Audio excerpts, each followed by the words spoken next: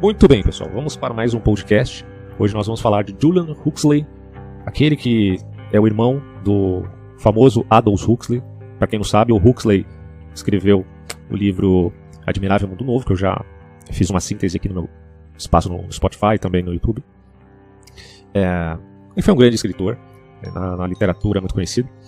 E o irmão dele, Julian Huxley, quem escreveu o livro foi o Aldous Huxley, tá? O irmão Julian Huxley será o personagem, então, no nosso podcast, tá? Falaremos de humanismo secular e dessa figura tão controversa dentro do que ele chama, o que nós poderíamos chamar de humanismo religioso, não confundindo aqui com o humanismo cristão, que também existe. O humanismo secular pode se acoplar à ideia de um humanismo religioso nesses termos. Vamos, inclusive, aqui falar do primeiro e do segundo manifesto dos humanistas.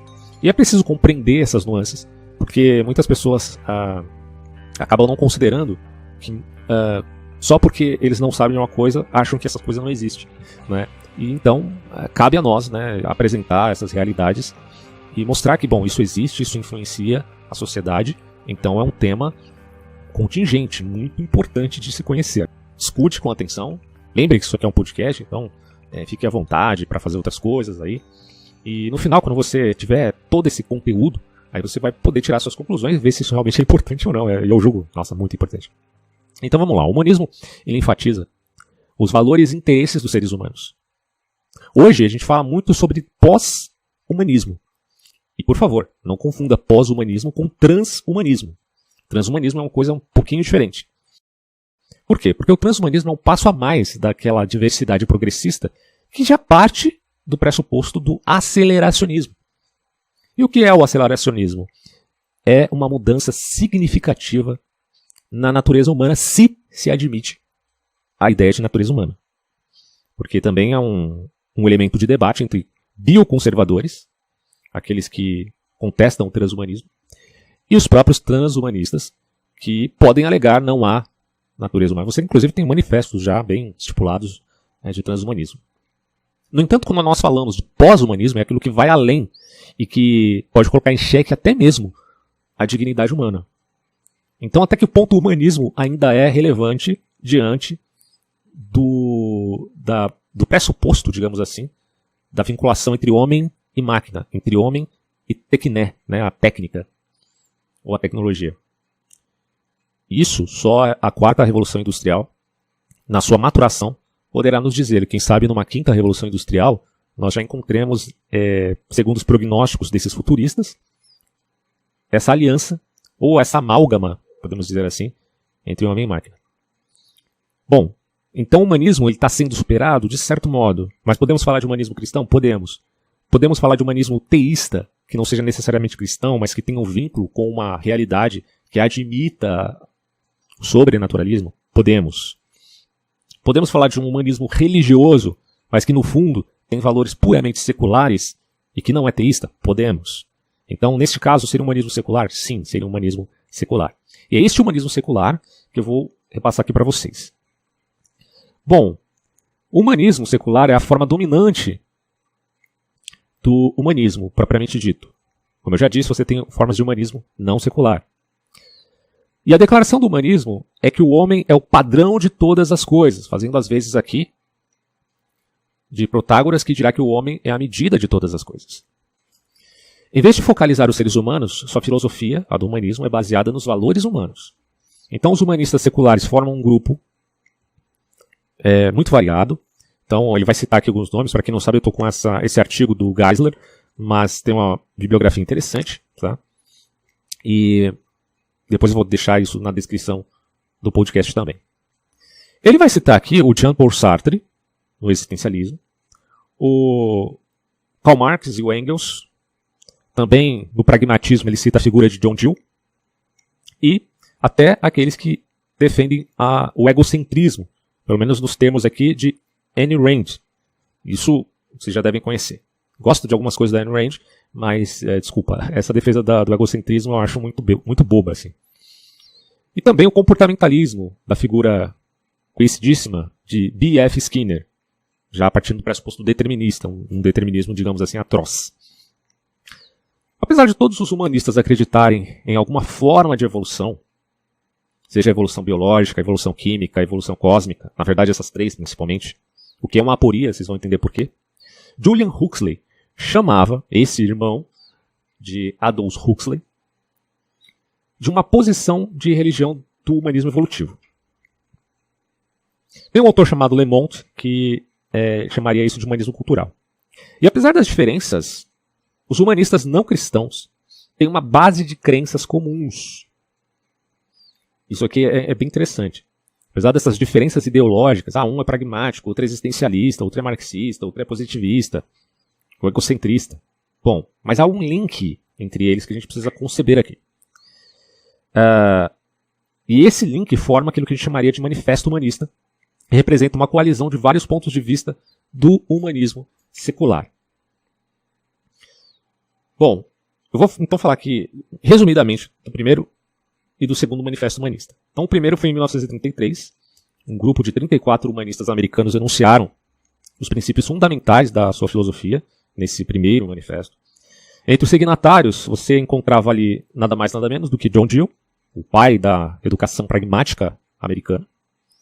Você encontrava o Edwin A. Burt, filósofo da religião, e o Earl Lester Mondale, que é o ministro militarista e irmão de Walter Mondale, que viria a ser vice-presidente dos Estados Unidos. E quais são as afirmações? Bom, na introdução desse manifesto, os autores eles se identificam como humanistas religiosos. Isso é interessante, né? Mas não entenda que religioso como a admissão de um religare com o poder divino. Na verdade, religioso aqui tem uma conotação mais de caráter materialista, por incrível que pareça. E aí eles afirmam que estabelecer tal religião é uma grande necessidade do presente. Ou seja, eles querem estabelecer uma religião para a humanidade. Uma coisa meio que os cristãos chamarão de a religião do anticristo. Né? Bom, e o manifesto ele consiste em 15 afirmações básicas que dizem o seguinte. Então vamos à primeira aqui. Os humanistas religiosos consideram o universo autoexistente e não criado. O que é controverso, né? Porque se você admite, apesar da possível contestação da teoria do Big Bang, a admissão de uma evolução cósmica implica em mudança constante. Portanto, de um certo início. Ora, se você admite um universo autoexistente, mas ao mesmo tempo admite que este universo deve ter tido um início, porque ele está, enfim, evoluindo, é estranho que você tome este mesmo universo como um universo eterno. Mas essa admissão faz inclusive a referência àquele eterno retorno, do ponto de vista metafísico, de uma grande expansão e depois de um retrocesso. Sabe-se lá por qual lei física isso existiria ou aconteceria. Né? Os signatários, portanto, são, nesse caso, na admissão de um universo autoexistente, antiteístas. Evidentemente, você pode pensar em várias teorias a respeito do universo que tente adequar, né, essa realidade de sua autoexistência. Para, enfim, negar a existência de um criador que não só tenha criado o universo, como o mantenha ou o sustente. Então, enfim, você pode pensar em várias conceituações, como a ideia de multiverso, como eu já falei no vídeo lá que eu fiz sobre o Pirula, o multiverso não explica nada, ele só complica mais ainda, invertendo, inclusive, a argumentação de Herschel de Dawkins em relação a Deus, passa-se agora a dizer, bom, não é a questão de Deus mais complexo, e sim de universos mais complexos, e portanto um retrocesso infinito aporético. Segundo lugar, o humanismo acredita que o homem é parte da natureza e que surgiu como resultado de um processo contínuo. Evolução. O naturalismo e a evolução naturalista são afirmados, e o sobrenatural, nesse sentido, é negado. Agora, o neodarwinismo falará necessariamente de uma evolução? Talvez use até a palavra, mas com uma conotação diferente. Porque, para o neodarwinismo, a coisa é muito mais vinculada à adaptação do que à evolução propriamente dita. Por que está evoluindo, afinal de contas? Perguntaria o neodarwinista. Mesmo este sendo naturalista igualmente aos escritores do manifesto. Em terceiro lugar, por terem uma visão orgânica da vida, os humanistas acreditam que o dualismo tradicional da mente e do corpo deve ser rejeitado. Em seu pleno materialismo, os humanistas não acreditam na alma, que seria um aspecto imaterial do ser humano. Tampouco acreditaria na imortalidade da alma. Nenhuma existência se estende além da morte, pensaria esses humanistas. Fazendo às vezes aqui, daquele autor do best-seller Sapiens, o Yuval Noah Harari. Em quarto lugar, o humanismo reconhece que a cultura religiosa e civilização do homem são o produto de um desenvolvimento gradual. É uma questão de padrão do gosto em termos estéticos e hábito em termos éticos. Além disso, o indivíduo nascido numa cultura específica é em grande parte moldado por aquela cultura. A evidência cultural significa que a sociedade gradualmente tornou-se mais sofisticada e complexa e relativamente cultural. Significa que os indivíduos são, em grande parte, moldados pelas suas respectivas culturas. Uma outra aporia aqui, porque quando falamos de relativismo cultural, é importante não confundir com multiculturalismo. Ainda que o multiculturalismo possa abarcar a ideia de relativismo cultural para se justificar dentro de uma determinada sociedade, falemos aqui de civilização. A civilização ocidental tem, dadas as mudanças, apesar de tudo, os seus valores. E quando você admite o multiculturalismo no seio da civilização ocidental, você pode pensar em cultura islâmica, cultura africana, enfim. É possível você admitir, do ponto de vista do direito do indivíduo a uma determinada religião, praticar o seu culto e tudo mais.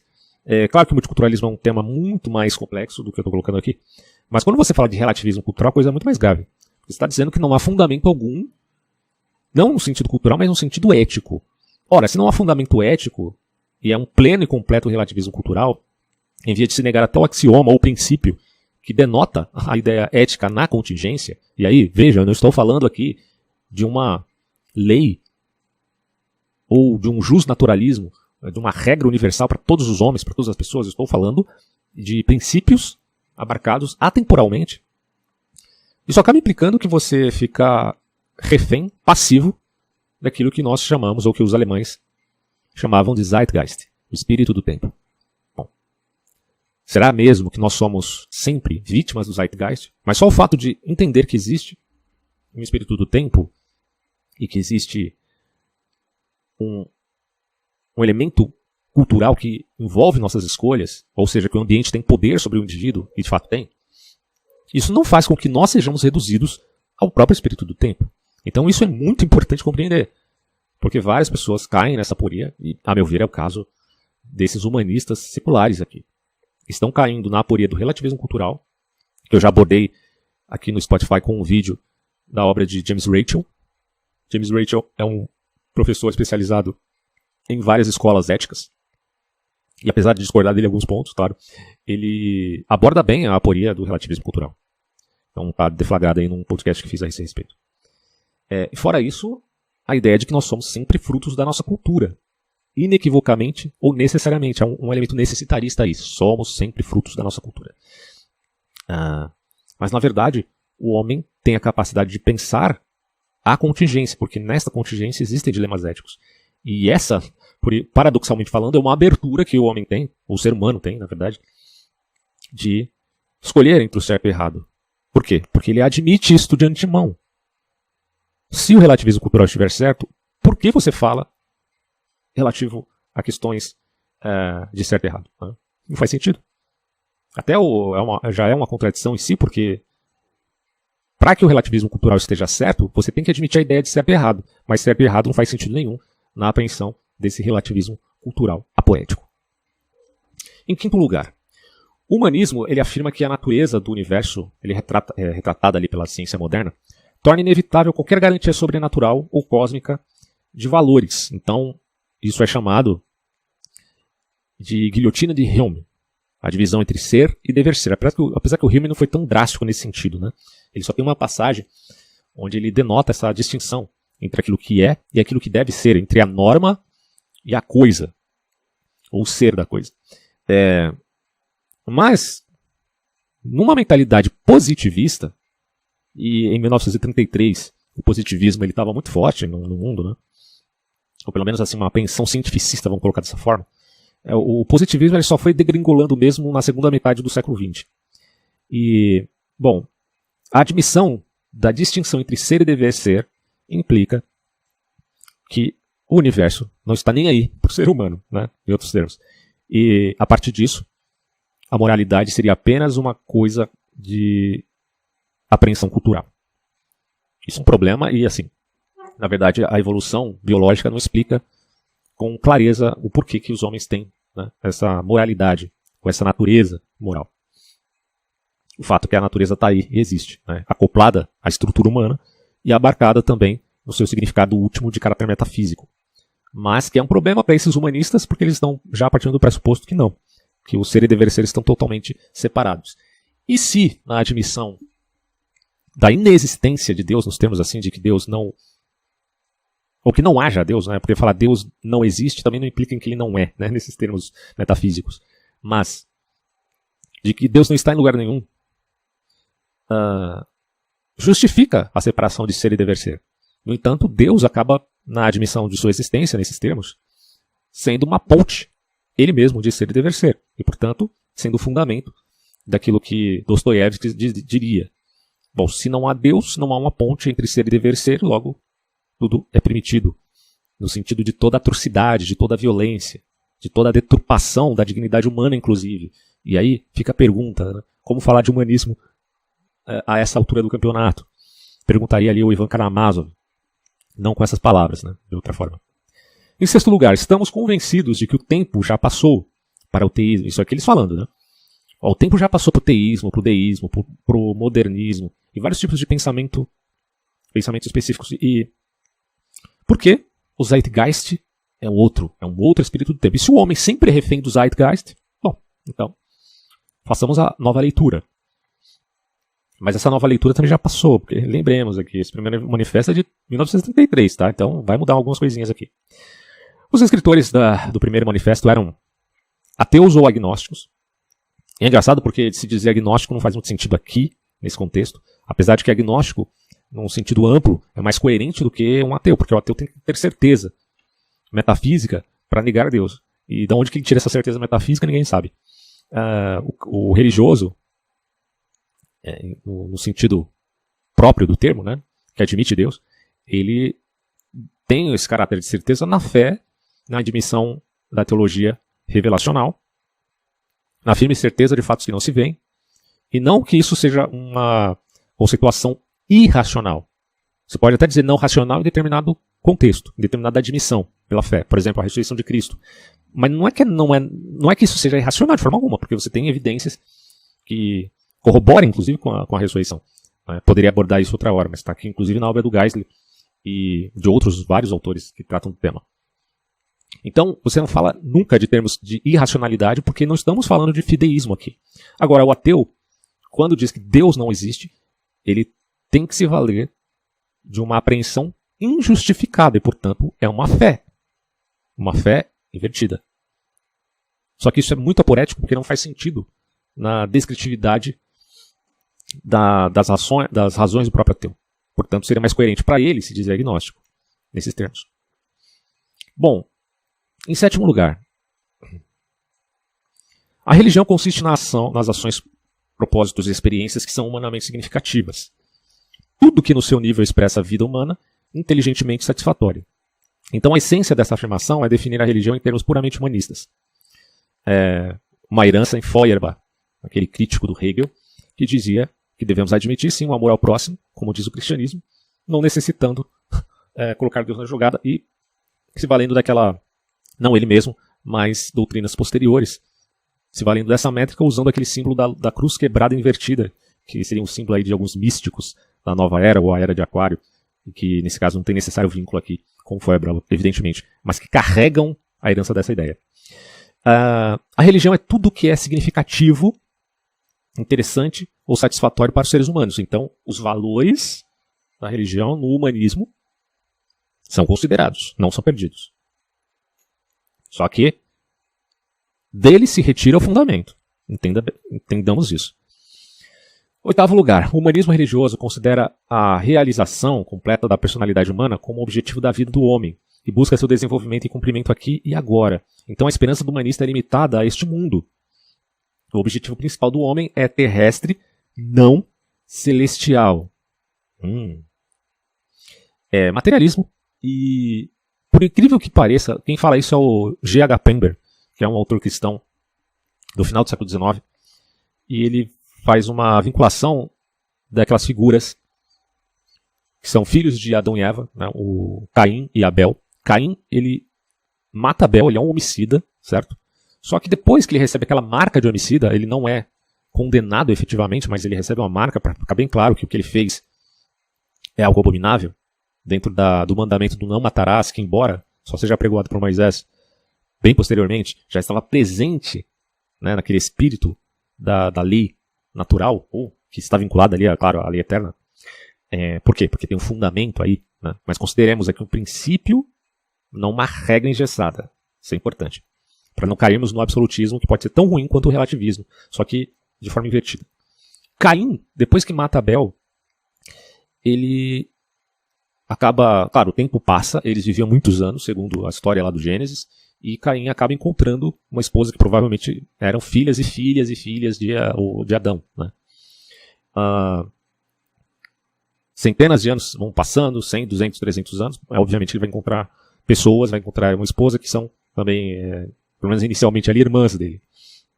E Caim é aquele que constrói cidades, certo? Só que o irmão dele, que tomou o lugar de primogenitura espiritual, digamos assim, entre aspas, que é o Sete. O Sete é aquele que invoca Deus, né? Ou seja, que tem uma esperança no sobrenatural. Então olha que interessante, né? Quando a gente fala de humanismo cristão e humanismo materialista, nós estamos falando de um lado, do humanismo religioso, de fato, né? Porque, claro, confunde um pouco, porque o humanismo religioso aqui é o humanismo secular, né? Que não acredita na religião padrão, ou na religião tradicional. Mas, então colocamos assim, né? O humanismo da religião tradicional é o de Sete. E o humanismo da religião secular é o de Caim. Mas quem que é o homicida nessa história? É o Caim, né? Claro, isso aqui eu estou fazendo uma mera alegorização da avaliação que G. H. Pember faz dessas questões, certo? No fundo, o materialismo se fundirá, dirá Pember, ao misticismo. Tá? E vai haver uma fusão dessas coisas, por mais contraditório que isso pareça. E me soa estranho que Julian Huxley parece ter uma coisa nesse sentido, um vínculo nesse sentido. Aliás, o Aldous Huxley também, né, de certo modo. Mas é interessante que o Aldous Huxley ele faz uma bela crítica pelo menos na obra Admirável Mundo Novo, a esse mundo tão admirável que, no fundo, tem muitos problemas. Então, é isso, né? O humanismo religioso considera a realização religioso secular, considera a realização completa da personalidade humana como objetivo de vida do homem e a busca de seu desenvolvimento e cumprimento aqui e agora. A esperança humanista é limitada a este mundo, vide Caim. Nono, no lugar das antigas atitudes envolvidas na adoração e oração, o humanismo encontra suas emoções religiosas expressas no sentido elevado de vida pessoal e no esforço cooperativo de promover o bem-estar social.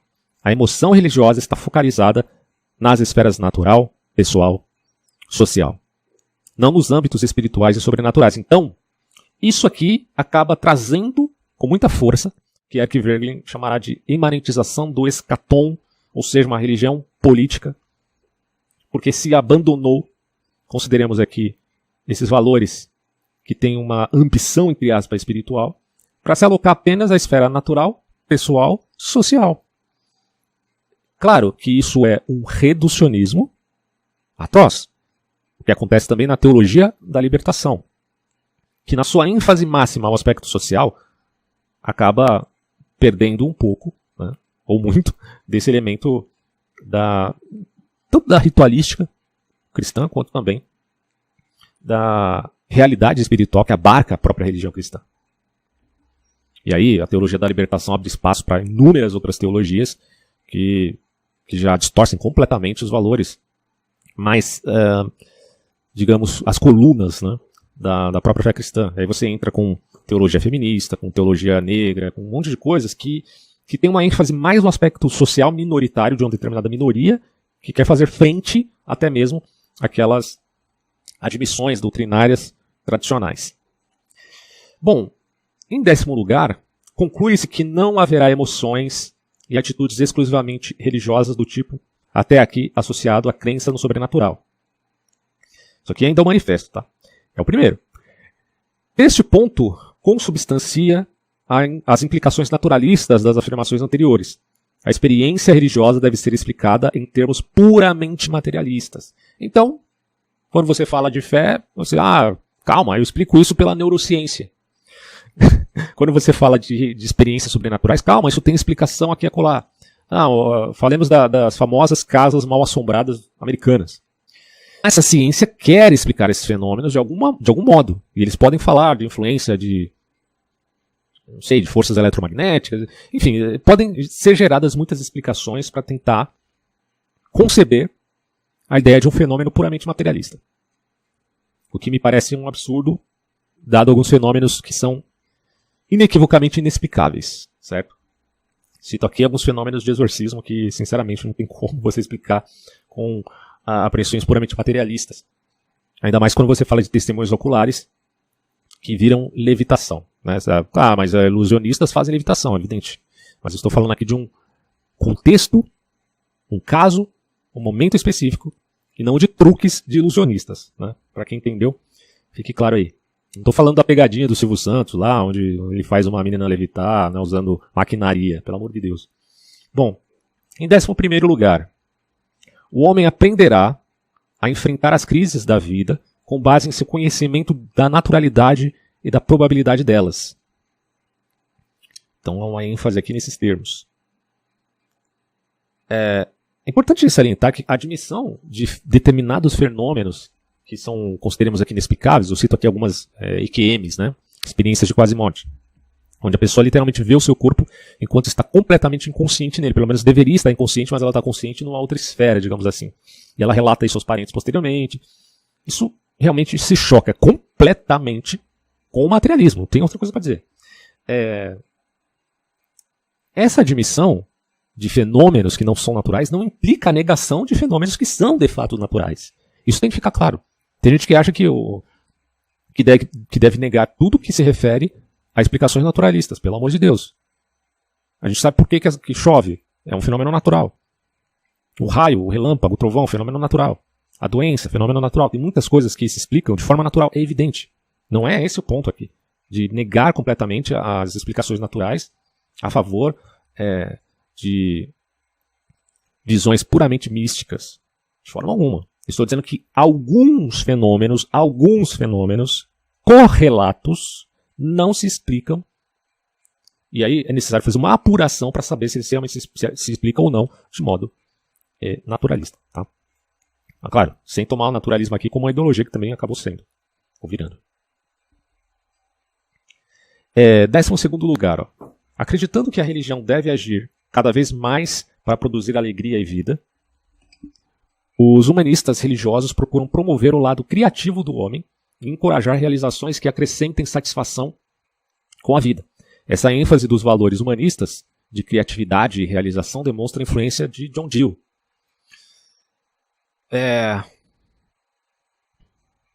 Então, o mundo vai virar um grande entretenimento. Né? Em 13º lugar, os humanistas religiosos afirmam que todas as associações e instituições existem para a satisfação da vida humana. E aí cai bem aqui o capitalismo, né? Cai bem, perfeitamente bem. Onde que enfia Karl Marx aqui? Só se você forçar muita barra, né? Porque aí você vai ter uma China da vida, que tem aí o capitalismo de Estado, mas que ainda mantém aquele símbolo do comunismo. Então os humanistas religiosos afirmam que todas as associações e instituições existem para a satisfação da vida humana. Os humanistas reconstituíram rapidamente instituições religiosas, rituais, organização eclesiástica e atividades comunitárias em torno da sua cosmovisão. Então você pensar a religião, vide a herança das ideias de Feuerbach. Deixa de lado o idealismo hegeliano. Mantém-se a ideia de um amor ao próximo. Porém, repito, sem fundamento metafísico. E chame de religião tudo que se refere ao aspecto imanente das relações humanas. Onde a igreja se tornará um clube, a comunidade, a organização eclesiástica, os rituais serão todos de caráter puramente social. Bom, em 14º lugar, os humanistas estão firmemente convictos de que a atual sociedade aquisitiva e motivada pelo lucro demonstrou ser inadequada e que uma mudança radical nos métodos, controles e motivações deve ser instituída. Cara, isso aqui já em 1973, os caras já chegavam a essa conclusão. E aí eles falam assim, no lugar do capitalismo, os humanistas sugerem uma ordem econômica socializada e cooperativa. Essa ideia de cooperação, nesses termos, acaba parecendo um pouco com o fascismo. Porque, no fundo, você vai manter uma ordem econômica, tá? Balizada na racionalidade, mas, ao mesmo tempo, você vai trazer elementos de socialização e cooperação. Então, é basicamente o que apregoam os capitalistas stakeholders da atualidade, principalmente na figura, para ficar mais fácil para você. Eu tenho um vídeo que eu falo do capitalismo stakeholder e do Klaus Schwab, que é o CEO do Fórum Econômico Mundial. Certamente, tanto Klaus Schwab quanto o Yuval Noah Harari, aí o Yuval Noah Harari como um intelectual, o Klaus Schwab como alguém envolvido já numa prescrição mais de política externa, de uma relação, né, com os governos. Então, você tem essa concepção de uma ordem econômica que ainda mantenha inteligibilidade, como acontece na China, mas que agora tenha valores sociais bem postos, que é a religião stakeholder. Eu falo religião nos termos aqui do humanismo, tá? Isso aqui é bem diferente, por exemplo, do que apregoava Milton Friedman, que é o capitalismo que os stakeholders chamarão de neoliberal, e aí assusta, né, quando você percebe que a ONU acaba tendo a admissão também, ou esteja à sombra do Fórum Econômico Mundial. Isso assusta bastante. Porque você coloca as grandes multinacionais como se tivesse a autoridade dos estados, cara. Aí vem lá o marxista, ou propriamente o socialista reclamar, dizer, olha aí, tá vendo, as grandes empresas estão querendo incidir suas ordens do mundo. Pois é, mas você não está defendendo isso? Quando você defende, por exemplo, esses mandos e desmandos, a cultura do cancelamento, do progressismo, você não está, na verdade, do mesmo lado das grandes empresas que você tanto critica enquanto um socialista marxista? Agora, só um adendo, né? No caso do Klaus Schwab e do Yuval Noah Harari, não necessariamente eles tenham efetivamente se compromissado com o humanismo secular religioso, nem no primeiro manifesto, nem no segundo manifesto. O que eu estou colocando aqui, na verdade, são coincidências do pensamento deles em relação a esses manifestos. Mas não necessariamente os caras façam parte integralmente disso, né? Eu, na verdade, não tenho esses dados aqui para poder afirmar. Porém, né, considerando as atribuições e os ideais que eles propagam por aí, a gente percebe essas coincidências. Bom, 15º lugar, eles falam, afirmamos que o humanismo irá confirmar a vida, ao invés de negá-la. Isso meio que parece uma alfinetada no cristianismo, né? Buscar evocar as possibilidades de vida e não fugir delas. Procurar estabelecer as condições de vida satisfatórias para todos, não apenas para alguns. A tendência pró-socialista continua nessa afirmação, resumida, que apresenta o humanismo religioso numa estrutura de apoio à vida. Mas entenda, pessoal, é socialismo, não é marxismo comunista. Isso é importante, cara. É um socialismo hibridizado com o capitalismo. Eu repito, o humanismo secular é uma religião, não tenho o que dizer. Como eles colocam aqui no início, né? Nós precisamos de uma religião, porque a religião une os povos, ela não divide. Só que às vezes é necessário dividir, polarizar, para então, aí sim, unir novamente. Mas o que você percebe é que esses caras estão realmente comprometidos com valores socialistas, mantendo, ou pelo menos tentando manter, essa razoabilidade de mercado, digamos assim. E isso significa o Great Reset, né? Então, as grandes empresas de entretenimento, elas estão nessa pegada. Quando você vê que a Disney não está muito preocupada com lucro, mas em manter continuamente a sua narrativa, a sua propaganda, porque virou assim, aquela propaganda que quando eu era moleque, né, tinha muita propaganda de Lego, de brinquedinho, né, que as crianças, a gente adorava assistir TV porque sempre tinha propaganda de brinquedo. Hoje não tem mais isso, né? Hoje as propagandas são ideológicas, as crianças estão sendo levadas e manipuladas por propagandas ideológicas. Por quê? Porque o alvo é a nova geração, eles pensam a longo prazo. Mas eles estão pensando a longo prazo desde muito tempo. Aqui a gente está falando do Manifesto Comunista de 1933, mas o Fiber Society de 1800 bolinha, cara, muito antes disso. Então esses caras estão pensando já há muito tempo. E essas tentativas de associações, às vezes se desmantelam, e aí eles recomeçam de novo. O ideal se esvai e depois retorna novamente. Mas no fundo, a gente tem aqui essa avaliação, né? Os humanistas que criaram um manifesto afirmaram que a busca do bem-estar ainda é a principal tarefa da humanidade, que no fundo quem trouxe isso do bem-estar social, segundo o Ludwig von Mises, foi o capitalismo, né? O capitalismo ele trouxe muitos benefícios à sociedade, tanto que a população começou a aumentar mais efetivamente no mundo por conta do capitalismo, né? Por conta da Revolução Industrial. Mas tudo é flores na Revolução Industrial? Não. Mas podemos conceber que, apesar dos abusos iniciais, que eram terríveis, muitos abusos sim na Revolução Industrial, em algumas críticas o Marx estava até certo, né, vendo tantos abusos ali, mas a grande realidade é que no fundo essas coisas foram se adaptando melhor, os trabalhadores foram tendo direitos e aí eles foram beneficiados também, é óbvio, a humanidade foi beneficiada. Então, enfim, a busca de bem-estar social é a principal tarefa da humanidade, e que cada pessoa tem dentro de si poder para a sua realização. Eles eram otimistas com relação aos objetivos e perfeccionistas na sua crença de que a humanidade tinha a habilidade de alcançá-los. Tá? E aí a tecnologia se tornou, e o futuro se tornou uma metafísica para esse pessoal, uma esperança sempre futura, inclusive, de vencer a morte, como dizem os transhumanistas. A gente tem uma avaliação do Geisler aqui, sintética. Ele vai dizer, primeiro, o manifesto humanista pode ser resumido como ateísta em relação à existência de Deus. Segundo, naturalista em relação à possibilidade de milagres, quer dizer, não tem sobrenatural. A negação disto de forma veemente. Evolucionista em relação às origens humanas. Apesar que aqui no neodarwinismo é mais adaptação do que evolução. Relativista em relação aos valores, tá? O que já é uma aporia completa. Isso aqui eu acho que é a maior fraqueza do humanismo. É o fato de que na negação de Deus, você não tem mais a ponte entre ser e dever ser. Então, é o que o C.S. Lewis dizia no seu argumento moral. Não moral no sentido moralista, né, para quem não entendeu, moral no sentido filosófico. Quinto, otimista em relação ao futuro. Progressistas, portanto, no sentido do aceleracionismo. Você pode falar progressismo em vários sentidos, né? Você sabe a palavra ambígua. Mas aqui é no sentido do aceleracionismo tecnológico. Então quando você vê o Klaus Schwab falando da quarta religião não, desculpa, da quarta revolução industrial, é aquilo, né? A primeira revolução industrial, olha que ela nos trouxe coisas incríveis. A quarta, a quinta, vai mudar tudo. Então muito otimismo em relação ao futuro. Assim como fascistas também. Em sexto lugar, socialista quanto política e economia. Aí aqui ele coloca esse ponto, né? Que é socialista quanto política e economia. Mas em que sentido é socialista enquanto economista?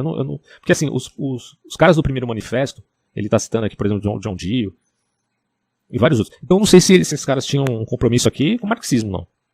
Eu acho que seria mais economia mista. Mas, enfim, né, fiquem abertos aqui porque ele não deixa explícito também. Então, socialista quanto política e economia. Mas eu tendo a pensar, do ponto de vista, claro, atualmente dos stakeholders, que aqui é economia nesses termos, tá? Não é marxista. Em sétimo lugar, claro, se você pega Marx enquanto humanista secular, aí sim. Em sétimo lugar, religioso quanto à atitude em relação à vida. É a religião política de Eric Wegelin, apesar, eu sempre digo, né, o Wegelin, ele declinou do conceito de religião política por acreditar que a religião é um conceito muito amplo e pouco restrito para explicar o fenômeno. Aí ele usa a conceituação gnóstico, né? Os gnósticos do primeiro século pós-cristão, do fenômeno pós-cristão. Mas ainda acho que do ponto de vista didático é bom usar a ideia de religião política. E em oitavo lugar, humanistas em relação aos métodos que sugere aos que querem alcançar os objetivos deles. Tá? Então, é aquilo, né? A afirmação não é apenas otimista, é excessivamente otimista em relação à possibilidade da perfeição humana. E aqui entra com muita força o transhumanismo. E assim, não precisamos, de novo, a gente precisa sempre fazer algumas pontuações. O crescimento tecnológico não é necessariamente uma coisa ruim. Tá? Mas o que ele está dizendo aqui que também não é necessariamente uma coisa boa. É uma coisa ambígua, pode ser pro bem e pro mal. E até os criadores do segundo manifesto humanista, que aí já de 1973, reconheceram os eventos desde 1933, fazem essa afirmação anterior parecer otimista demais. O primeiro manifesto evita propositadamente o uso das palavras precisa e pode, mas não evita a palavra irá acontecer e deve acontecer. Então, quer dizer, eles estão já partindo do pressuposto de divisão entre ser e dever ser, do ponto de vista de uma avaliação filosófica, que talvez nem sequer percebessem.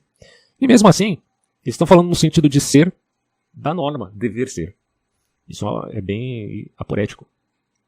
As afirmações dos humanistas sobre valores que consideram importantes implicam que a pessoa precisa entre aspas, buscar esses valores. Mas, bom, não tem fundamento para os valores.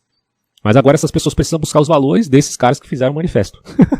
É isso que esse pessoal do progressista anda pregando por aí. Se você nega os valores deles, no sentido amplo, tá? Não no sentido do princípio do respeito ao próximo e da dignidade humana, que todos devem admitir e aceitar, claro, porque aí a gente está falando de um princípio, não está falando de uma regra universal. Mas quando eles dizem que nós devemos admitir a regra humanista secular deles, aí é um problema, né? Logo, os humanistas seculares estão, na verdade, oferecendo uma prescrição moral que acreditam que os seres humanos precisam seguir. Então é uma universalização de uma lei artificialmente criada por eles, a elite. Isso aqui, na verdade, cai na ideia de teoria das elites. Acima de tudo, a elite, ou o além do homem, nietzscheano, é que determina as leis para o mundo inteiro. Vão a merda, né? Algumas prescrições morais subtendem uma força universal, pelas fortes palavras usadas, necessidade. De novo, não tem fundamento. Como é que você pode falar de necessitarismo? É ridículo. Chame-nos de burros, né? Mas não tanto. A ideia de dever, que está lá no artigo 3, 5, 2 e 14. A ideia de insistência, que está no artigo 5. Não ou nada no artigo 7 e 10. E até a exigência no artigo 14. Justamente com os valores defendidos. Na introdução, uma obrigação universal eufemisticamente chamada de valor dominante. Na verdade, é sempre isso, né? O jogo de eufemismos e hipérboles. Na sua retórica, a defesa destes tais valores progressistas aceleracionistas. Da mesma forma, os valores de liberdade, criatividade e realização são claramente considerados universais e irrevogáveis. Merece atenção o tom religioso do primeiro manifesto, que é muito evidente. As palavras religião ou religioso ocorrem 28 vezes. Para quem é secular é estranho, né? Mas é religião política. Os autores consideram-se religiosos, querem preservar a experiência religiosa e até se denominam humanistas religiosos. Sua religião, no entanto, não tem um objetivo pessoal, supremo, de experiência religiosa, naquela ideia do religar-se com a divindade.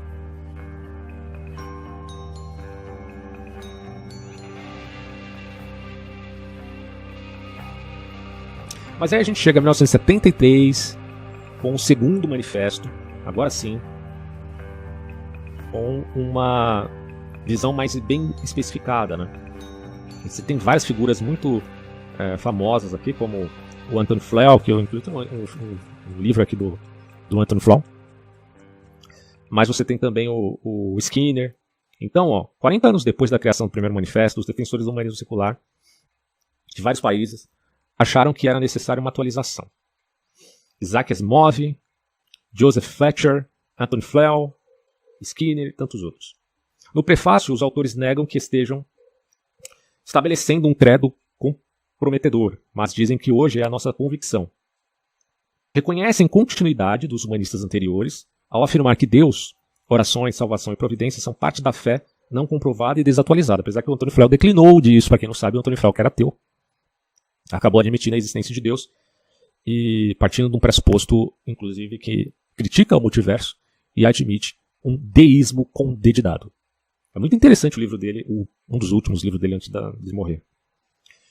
Eu não estou querendo demonizar essas pessoas também que eu estou citando aqui, pelo amor de Deus, tá? Eu só estou tentando apontar alguns elementos que parecem aporéticos na visão deles.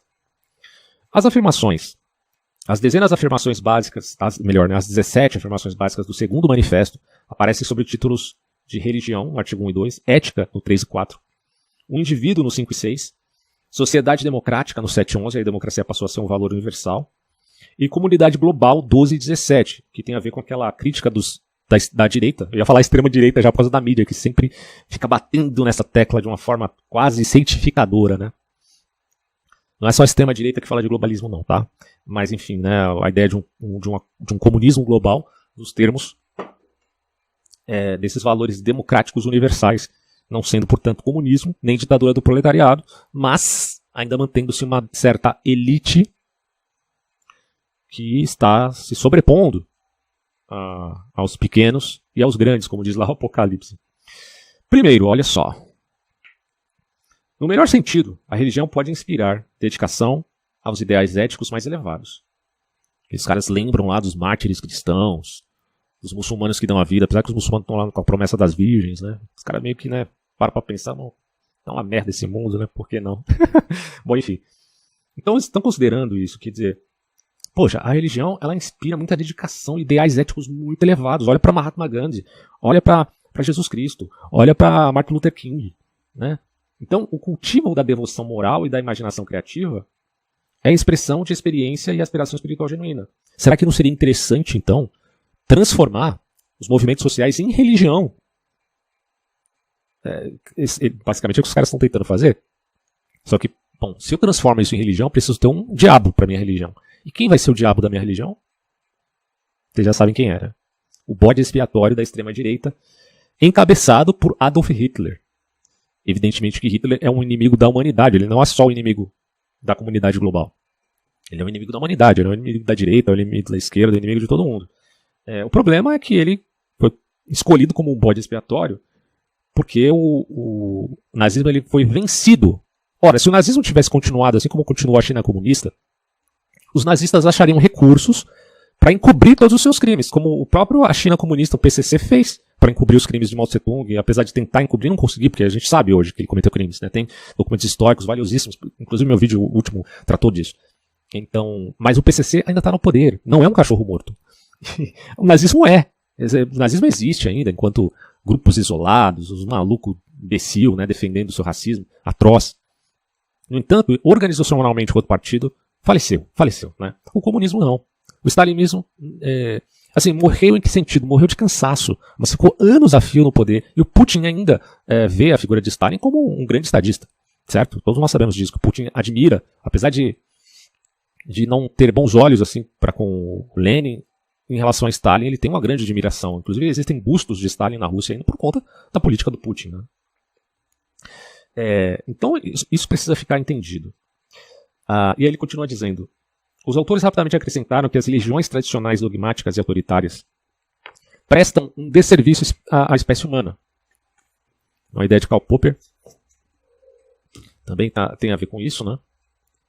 A sociedade aberta e seus inimigos. Então, eles vão pensar que essas religiões tradicionais podem se tornar muito tribalistas, né? E acabar gerando os problemas de luta de clãs, lutas tribais. Bom, o Geisler continua dizendo assim, além disso, não encontram evidências suficientes do sobrenatural. Então continua essa cosmovisão materialista. Como não teístas, começamos com, eles dizendo, né, começamos com os humanos e não com Deus. Com a natureza e não com a divindade. Né?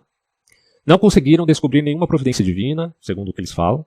Então, nenhuma divindade nos salvará, nós mesmos devemos nos salvar. Essa seria uma das sentenças dessa visão de mundo, ou desse manifesto, segundo o manifesto. Não tem Deus, cara, a gente vai ter que se virar. Essa é a ideia dos caras. Declinando, inclusive, da providência divina de Jesus. Porque pensa, se Jesus ressuscitou dos mortos de fato, então esses caras aqui estão completamente errados, né? Que há sim uma salvação, e todos esses 2000 anos foi um trabalhar intelectual para explicar o que é a soteriologia cristã. E os caras simplesmente jogam isso fora e dizem, não, a gente precisa nós mesmos fazer alguma coisa. Claro que também, à luz dos massacres que aconteceram no século XX, olha, sinceramente, eu não tiro muita razão do desânimo, do pessimismo, do pessimismo metafísico desses caras não, tá? Porque, quando você olha para uma Segunda Guerra Mundial, para uma União Soviética, para uma China comunista, as desgraças que aconteceram nesses lugares. Eu até estava explicando para um rapaz lá que me questionou sobre, você está usando essa conversa fiada de canibalismo, que comunistas comem criancinhas, blá blá blá. E que, na verdade, não é nada disso. O que eu estava demonstrando assim, é uma bibliografia que tem plausibilidade historiográfica. Muitos historiadores corroboram, evidentemente, com essa história, de que, sim, aconteceu canibalismo e massacres na China comunista. Isso aí eu deixei os links ali, inclusive um livro sobre o assunto, de um autor que é uma testemunha ocular, que fez questão de contar essa história para o Ocidente. Esses relatos, de fato, são reais, tá? Claro, são pontuais. Não é que o Partido Comunista do Mao Tse-tung tivesse consolidado uma política de canibalismo. Ele não fez isso, não. Eu não disse isso. Ninguém disse. Nem o cara do livro lá do comunismo disse isso. Ele só disse que existiu eventos pontuais onde a população comeu carne humana, seja pela fome, seja pelo ressentimento provocado pelas polarizações entre classes, ou luta de classes, que eram alimentadas pela política de Mao Tse-tung, e aí sim, um culpado, direto e indiretamente falando. Bom, mas aí quando você vê esses caras aqui, em 1973, olhando para todo o mundo, todas as desgraças do mundo, os caras ficam, a gente tem que fazer alguma coisa. Bom, em segundo lugar, Promessas da salvação, de salvação imortal, o medo de condenação eterna, são ilusórias e prejudiciais. Aí já é um avanço arrogante do humanismo secular, né? Aí ele fala assim, elas distraem os homens da autorrealização e da preocupação com a injustiça social. Então a ciência descrê da alma, da imortalidade da alma. E aí você tem esse propagandista aí, Yuval Noah Harari, desses valores com grande destreza. Um dos tópicos do livro dele, principalmente no Homo Deus, é a negação perene e perspicaz da imortalidade da alma, porque isso é importante para o movimento humanista. O engraçado é que isso se contrapõe com as experiências de quase morte, né, que batem de frente com essa ideia. Bem curioso esses fenômenos. Bom, a ciência descrê da alma.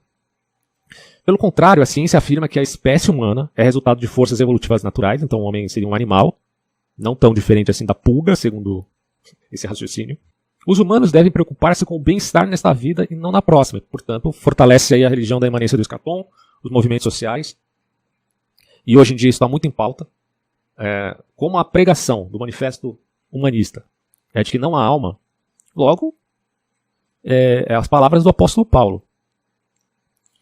Se não há uma vida após a morte, nós, os cristãos, que estamos padecendo, aqui ele dizendo, né, que estamos padecendo contra os romanos, contra as perseguições dos judeus também, nós somos os mais miseráveis de todos os homens. Quer dizer, a gente não vai ter uma glorificação do corpo, a gente vai morrer, vai acabar tudo, e eu estou fazendo o que aqui então, né? Nesse sentido, o raciocínio dos caras é o seguinte, bom, se a ciência não provou nada a respeito da vida após a morte, então por que eu tenho que me dedicar a esses valores a posteriori, né? Então a preocupação passa a ser puramente imanente, puramente política, puramente retórica. Então você perde tantas dimensões aí, mas tantas dimensões, que o que acontece é um declínio da inteligência humana. Porque são muitas reduções. Primeiro, a redução ao mecanicismo da alma humana. Aí já não é mais alma. Segundo, a redução do eu do indivíduo. O indivíduo já não é indivíduo. Ele já é uma simbiose entre muitos seres e muitos robôs biológicos. Mas ele ainda tem a mesma idade, né? A mesma idade significa que ele ainda é quem ele sempre foi. Ele está mudando gradativamente. As células estão sendo trocadas no seu corpo, periodicamente. E ele ainda tem consciência de que é ele mesmo, se não tiver o Alzheimer. Apesar que existem fenômenos no Alzheimer que existem iluminações, não é acidental, mas assim, como se fosse resquícios de memória que aparecem do nada. Mas como que elas aparecem se aquilo já tinha sido perdido, né? É um fenômeno bem interessante que existe no Alzheimer. Bom, de qualquer maneira, a admissão aqui é, se não há esperança derradeira para o homem no pós-morte, só tem isso aqui, então se fortalece o que? Os movimentos sociais. O feminismo, teoria de gênero, Judith Butler, inclusive. Eu estava lendo um livro da Judith Butler, como um bom filósofo que sou, né? Tenho que ler livros dos quais eu discordo. Mas achei interessante que a Judith Butler faz uma crítica às feministas que apelam à ideia do mal do patriarcado. Achei muito engraçado isso, porque, caramba, né? Claro, do ponto de vista da terceira onda feminista, que agora está fazendo uma vinculação entre teoria de gênero, que eu chamo de ideologia de gênero, e aí, portanto, usando ideologia que vão me chamar de extrema-direita, que eu estou um pouco me lixando para isso. Ela declina da ideia de um patriarcado necessariamente mal, ou como se essa ideia fosse uma coisa do tipo, quase uma demonização do homem. Até porque, se a teoria de gênero estiver certa, não há homem e mulher nesses termos, né? Fazendo, portanto, uma diferença entre gênero e sexo. Tá? O que abre espaço para disseminação imaginativa da fantasia humana sobre a estrutura fria biológica do próprio ser. Então, a estrutura fria biológica define: o homem é homem e mulher. O humano é homem e mulher, né? Não tem outro. É macho ou fêmea. Mas a imaginação, ela traz mudanças significativas, porque ela não está presa a essas diretrizes, digamos assim. Então, é engraçado, porque de um lado você tem um determinismo biológico, do outro você tem um indeterminismo total da imaginação. Então a fusão dessas duas coisas acaba gerando muitas contradições, né? Porque se a teoria de gênero estiver certa, ela está dizendo que ninguém nasce isto ou aquilo.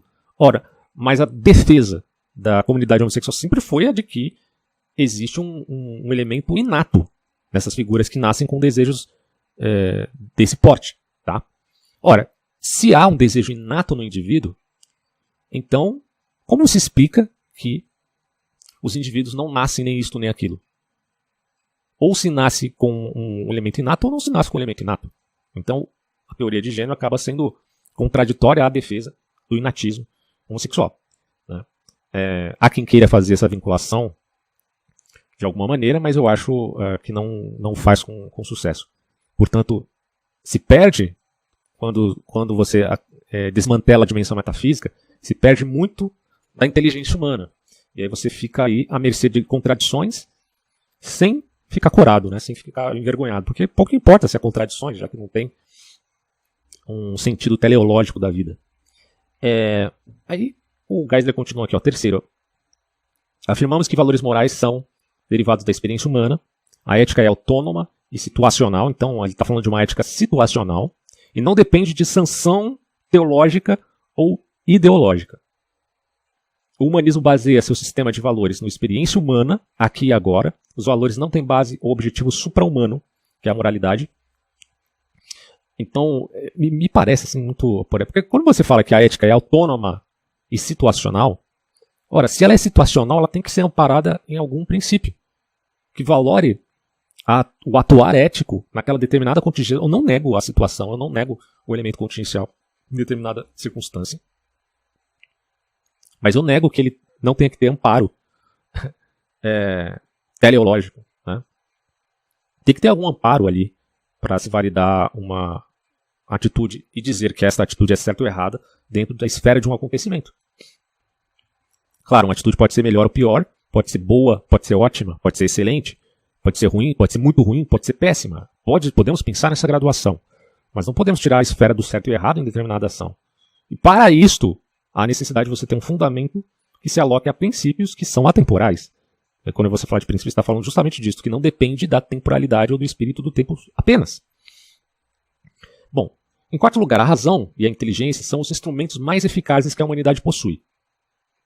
É engraçado porque eu estou falando aqui de declínio da inteligência. E ao mesmo tempo esses caras estão falando de inteligência quanto instrumento.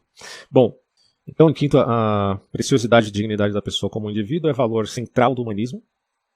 Assim, a liberdade individual de escolha deve ser ampliada.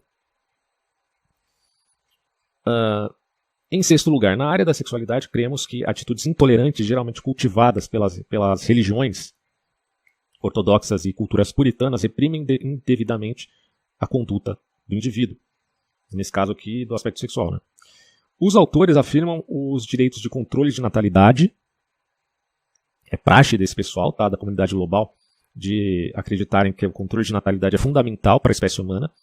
Quando os dados hoje dizem que até 2100 a população humana deve diminuir e não aumentar, esses caras aqui ainda acreditam que o controle de natalidade é importante e acham que fazer isso de forma artificial é benéfico à sociedade, trazendo muitos problemas. A China fez isso e hoje está tendo muitos problemas.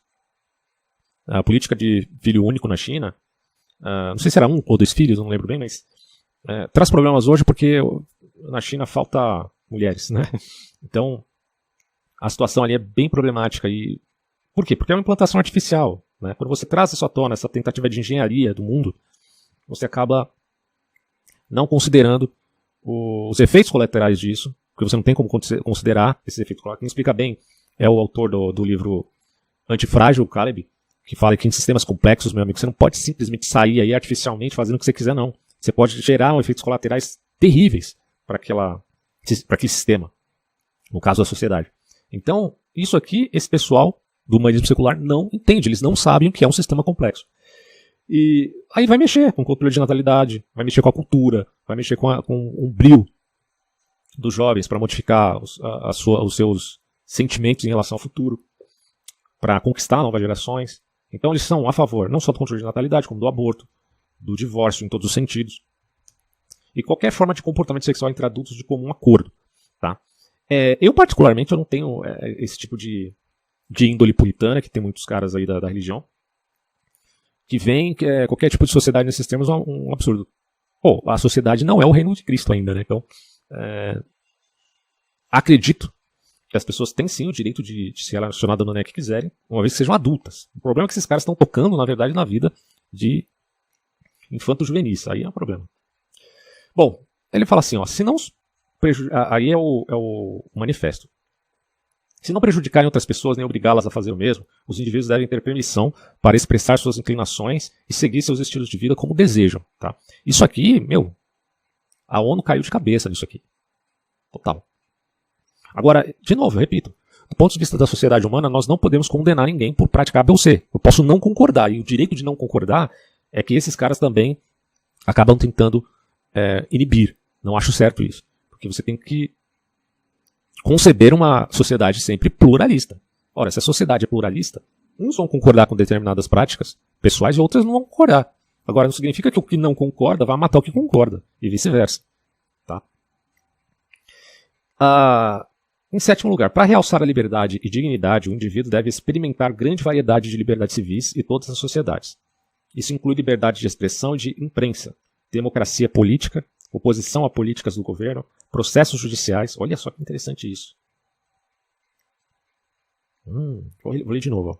Para realçar a liberdade e dignidade, o indivíduo deve experimentar grande variedade de liberdades civis em todas as sociedades. Isso inclui liberdade de expressão, de imprensa, democracia política, oposição a políticas do governo, processos judiciais, religião, associação, expressão artística, investigação científica, enfim. Devem ser protegidos e estendidos aos indivíduos os direitos de morrer com dignidade, de usar eutanásia e suicídio, se for o caso. Os humanistas se opõem à invasão crescente da privacidade individual. Aliás, é uma métrica também do Forbes Society, mas aí é que tá, né? Se por engenharia social, talvez invadir privacidade possa ser alguma coisa boa, né? Depende da necessidade contingencial. Boa para eles, não boa para o povo. Essa lista detalhada é um catálogo dos valores humanistas. Em oitavo lugar, estamos comprometidos, dizem eles, com uma sociedade aberta e democrática. Todas as pessoas devem ter participação no desenvolvimento de valores e estabelecimento de metas. As pessoas são mais importantes que decálogos, regras, proibições ou regulamentos. Isso aqui deve estar fazendo frente aí aos 10 mandamentos. E aqui se manifesta uma oposição à lei moral divina. Ele vai citar aqui os 10 mandamentos, né, que eles estão falando aqui contra o decálogo, que é a pessoa mais importante que o decálogo. O decálogo fala contra a cobiça. Né? Então vocês deviam acatar isso, pelo amor de Deus. Em nono lugar, a separação entre igreja e Estado e a separação entre ideologia e Estado são imperativas. Os humanistas acreditam que o Estado não deve favorecer nenhum grupo religioso específico por uso de dinheiro público nem promover determinada ideologia. Sou a favor disso. Esse ponto aqui eu concordo total com eles. Em décimo lugar, precisamos democratizar a economia e julgá-la pela sensibilidade às necessidades humanas, testando resultados em termos de bem comum. Isso significa que o valor de qualquer sistema econômico deve ser julgado numa base utilitarista. Aqui a gente está falando de novo, né, de uma perspectiva stakeholder, que considera um elemento utilitário de um lado e o social do outro. Mas o social de acordo com as métricas deles, tá? O capitalismo do tipo Milton Friedman também considera social, óbvio. Milton Friedman é o cara que fala da ideia de uma renda universal, por exemplo. Mas não impõe essas regras que esses caras estão impondo aqui enquanto religiosos seculares. Décimo lugar, precisamos democratizar a economia e julgá-la pela sensibilidade às necessidades humanas e tal. Aí eu já li, né? O 11º agora. O princípio da igualdade moral deve ser promovido mediante a eliminação de toda discriminação baseada em raça, religião, sexo, idade ou nacionalidade. Então, é uma religião secular acima da religião comum. Basicamente é isso. A eliminação total da discriminação resultará numa distribuição mais justa da riqueza. Haveria uma renda anual mínima, tá vendo? Olha aí, ó. Previdência social para todos que precisam e o direito à educação universitária. A universidade seria a catequese. 12º, deploramos a divisão da humanidade por nacionalidades. Isso aqui, o Manifesto Humanista é o puro e simples globalismo, tá? Chegamos a um momento decisivo na história da humanidade em que a melhor opção é transcender os limites da soberania nacional e buscar a construção de uma comunidade global. Isso envolveria uma entidade política supranacional que permitisse diversidade cultural. 13º, essa comunidade global deve renunciar o recurso da violência e da força como método de resolver disputas internacionais. Esse artigo considera a guerra, por mais localizada que seja, absoluta, e reivindica o imperativo planetário para reduzir gastos militares. Aí, nessa pegada aqui da comunidade global, surge uma Rússia invadindo um país soberano e os caras pensando, o que a Alemanha, que reduziu seus gastos militares, vai fazer contra uma Rússia que tem potência militar até de bombas nucleares? Fica a questão. Em 14º lugar, a comunidade global deve empregar planejamento cooperativo com relação ao uso de recursos rapidamente esgotáveis, e o crescimento populacional excessivo deve ser controlado por acordo internacional. Para os humanistas, portanto, a conservação é um valor moral. Então, você está vendo que o crescimento populacional é sim, ainda continua sendo, apesar dos pesares, uma preocupação desses caras. Você tem uma figura que destoa disso aqui, é o Elon Musk. O Elon Musk faz críticas a esses caras que estão preocupados com o crescimento populacional, inclusive apelando aí a esses novos dados. Se não me engano, saiu na Nature ou na Science sobre crescimento populacional, que na verdade até 2100 haveria diminuição e não aumento e tal. Enfim. Mas a preocupação deles realmente está lá nos mandamentos, né, da religião secular. 15º, é a obrigação moral das nações desenvolvidas dar grande assistência técnica, agrícola, médica e econômica a nações subdesenvolvidas. Isso deve ser feito por meio de uma autoridade internacional que garanta os direitos humanos. Então,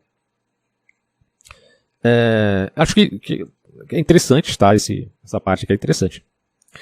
E quando você pensa num Burundi da vida, um país assim, que as crianças morrem, tem uma mortalidade infantil muito alta, tem muita pobreza, aí você tem que considerar que existe contingência para tal atitude. Sim.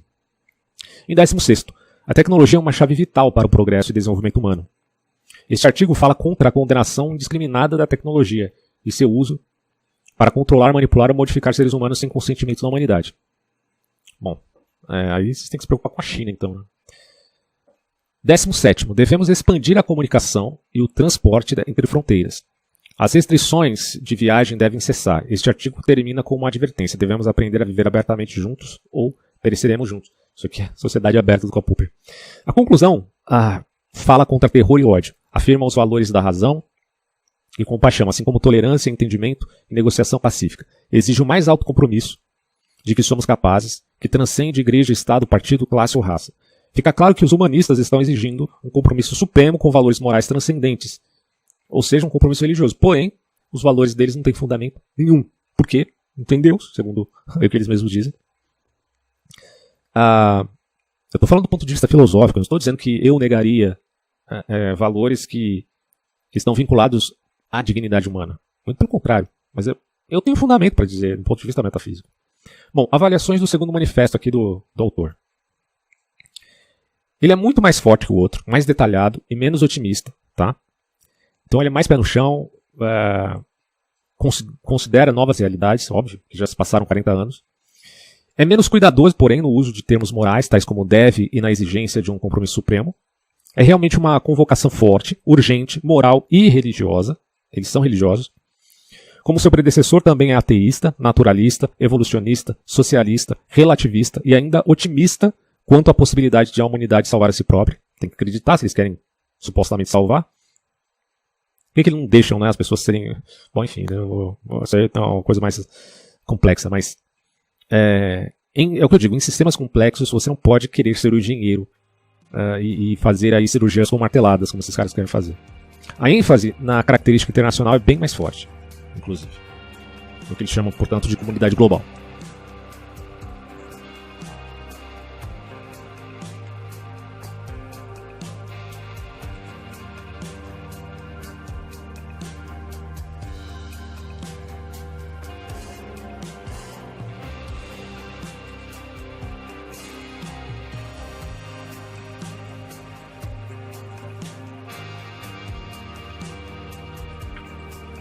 É um subtítulo que tem aqui agora, que o Geisler vai falar da Declaração Humanista Secular. Vamos lá. A terceira voz de coalizão para o humanismo secular sou. Então, assim, as afirmações. A declaração patrocina o humanismo secular democrático. É evidente pelos primeiros parágrafos que os humanistas consideram a religião estabelecida sua grande inimiga. Infelizmente, hoje, enfrentamos uma variedade de tendências antissecularistas.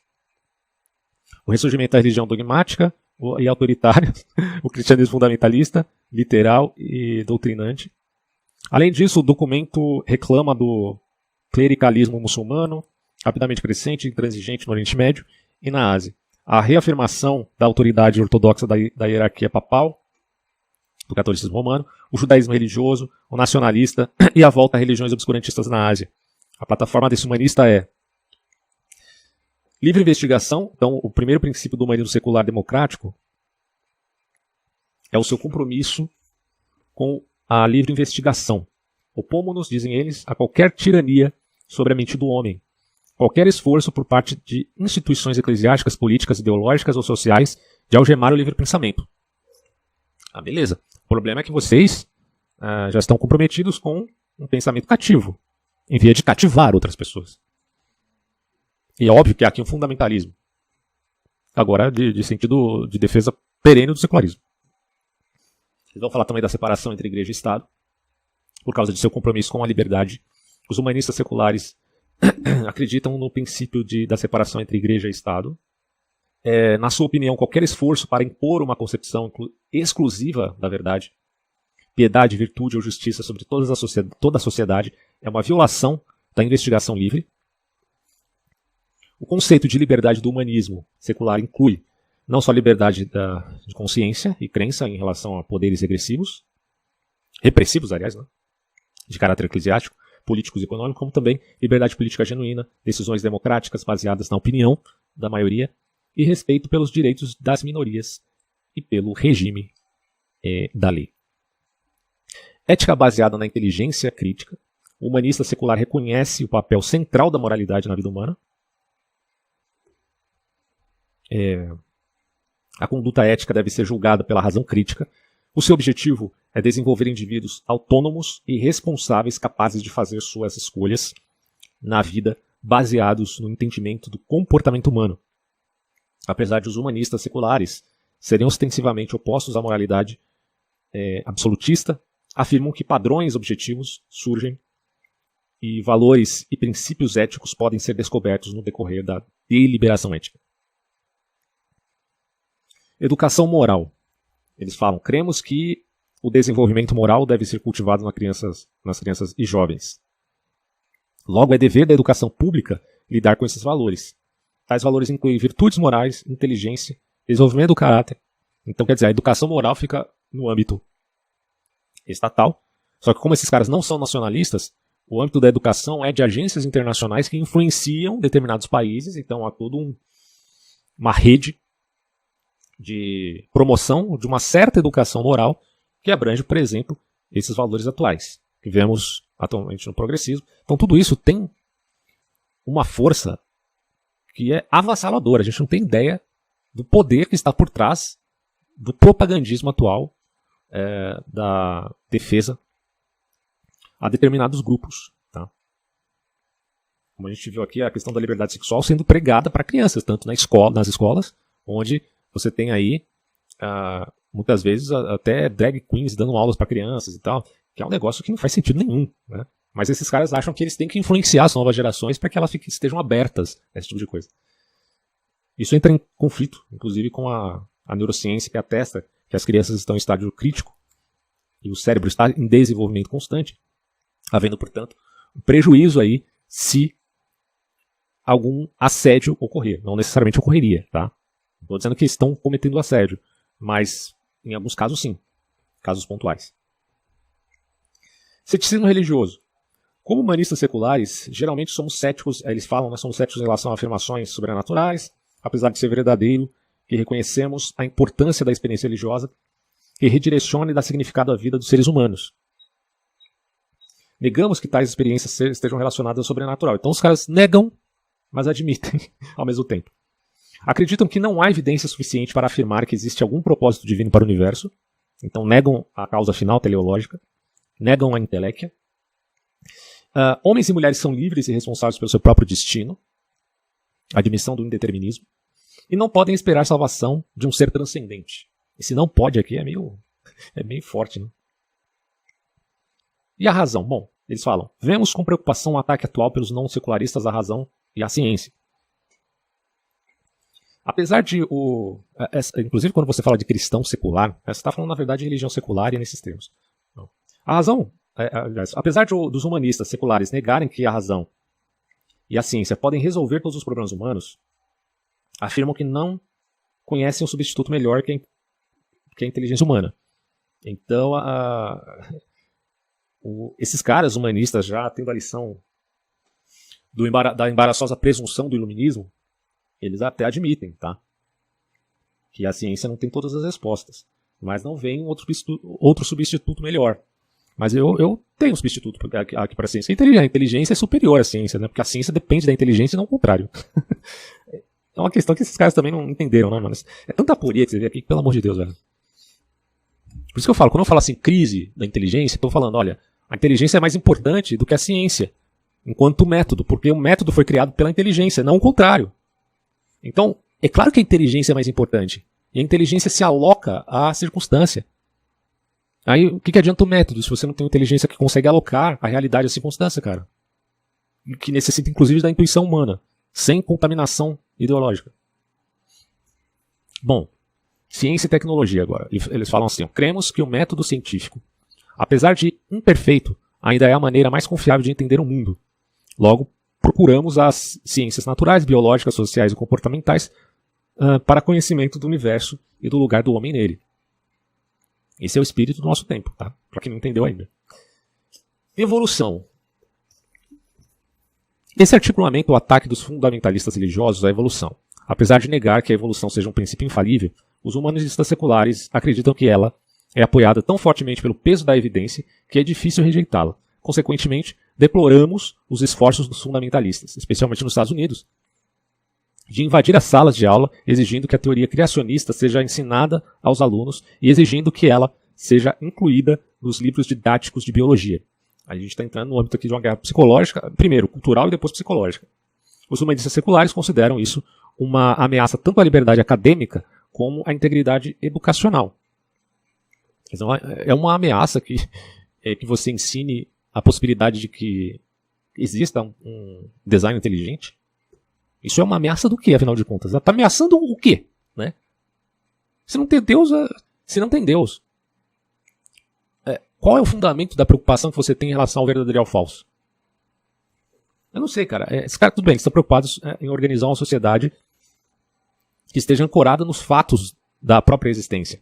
Mas eles não estão abertos a admitir que podem estar errados, principalmente na sua negação a valores metafísicos, mesmo admitindo esses valores de modo latente.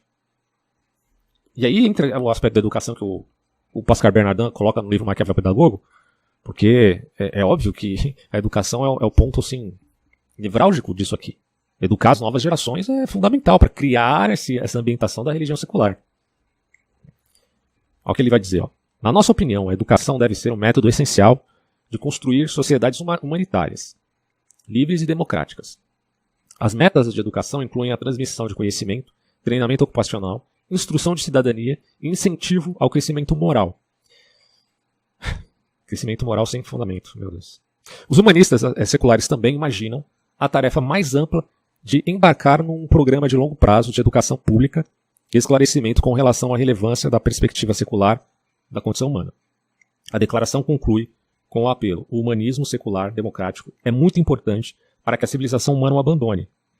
Censura a religião ortodoxa contemporânea como sendo anticientífica, antiliberdade e anti-humana. Então, a religião secular ela tem a métrica, pelo menos dessa terceira via, principalmente, de censurar a ortodoxia, seja lá cristã, judaica ou muçulmana,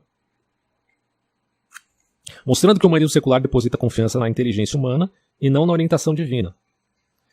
Termina lamentando o crescimento dos credos sectários intolerantes que promovem o ódio. Mas é falso, porque eles falam assim: nós depositamos nossa confiança na inteligência humana. Sim, isso é importante, porque a inteligência humana é o fundamento do método científico, mas esses caras não entendem o que é inteligência humana. Nos termos dele, inteligência humana é simplesmente seguir um método. E não seguir uma visão polímata da realidade. O que é polimatia? É você ter uma visão cheia de arcabouços plurais da realidade. Para isso, claro, você tem que ter uma vida de estudos permanente para você se tornar um polímata, para você se tornar um erudito, um scholar. Né? Você tem que ler muito, você tem que ter acesso não só a uma determinada disciplina, mas você tem que ter esse conjunto de ideias e formar a sua própria síntese. Isso vai alimentando, né, uma inteligência treinada. Agora, esses caras não, eles estão pautando já de vários pressupostos, já estão admitindo várias crenças e pressupostos aqui, incluindo até mesmo a negação da existência de Deus. Ele já está partindo desse pressuposto, cara. Então, como é que eu vou formar minha inteligência se eu já estou castrado em vários aspectos pré-estabelecidos por um dogma de uma religião secular? Desculpa, isso aqui meu Deus, cara, isso é um absurdo. Bom, então é isso, né? Censura a religião ortodoxa, tal. Termina lamentando o crescimento dos credos sectários, intolerantes, que promovem o ódio, né? A cultura do ódio. O amor venceu. Puta merda, no Brasil venceu, né? Bom, aí você tem a avaliação, então, dessa declaração humanista secular. Isso aqui é a declaração, o manifesto, tá lá, o manifesto segundo, tá? Aí depois tem a declaração aqui. Bom, pode parecer surpreendente que essa declaração tenha aparecido logo após o segundo manifesto humanista, ou seja, apenas 8 anos depois. Especialmente porque muitas pessoas assinaram os dois documentos. Grande parte do conteúdo é semelhante a um ou aos demais manifestos. Como afirmações humanistas anteriores, enfatiza o naturalismo, a evolução, a habilidade humana de autossalvação. Então, quem salva o homem é o próprio homem. Soteriologia cristã foi para o espaço aqui. Assim como compromissos éticos humanistas comuns, como a liberdade, a tolerância, a inteligência crítica. No entanto, a declaração tem pontos distintos. Os aspectos mais significativos são as áreas em que difere dos esforços anteriores. Primeiro, esses humanistas seculares querem ser chamados humanistas seculares democráticos, acima de tudo. A ênfase na democracia é evidente em todo o texto. Segundo, eles não declaram que são humanistas religiosos, como os outros faziam, né? Então, talvez negando essa pecha de religião política. Mas aí o Geisler vai dizer, isso é estranho, já que os humanistas pedem reconhecimento como grupo religioso. E a Suprema Corte dos Estados Unidos o tenha definido assim em Torcaso versus Watkins, um caso de 1961. Valeria até pesquisar isso depois. Bom, na verdade a declaração poderia ser caracterizada corretamente como antirreligiosa, pois ataca especificamente a tendência recente de crenças religiosas conservadoras. A maior parte da declaração, na verdade, parece ser uma reação contra as tendências recentes contrárias ao humanismo secular.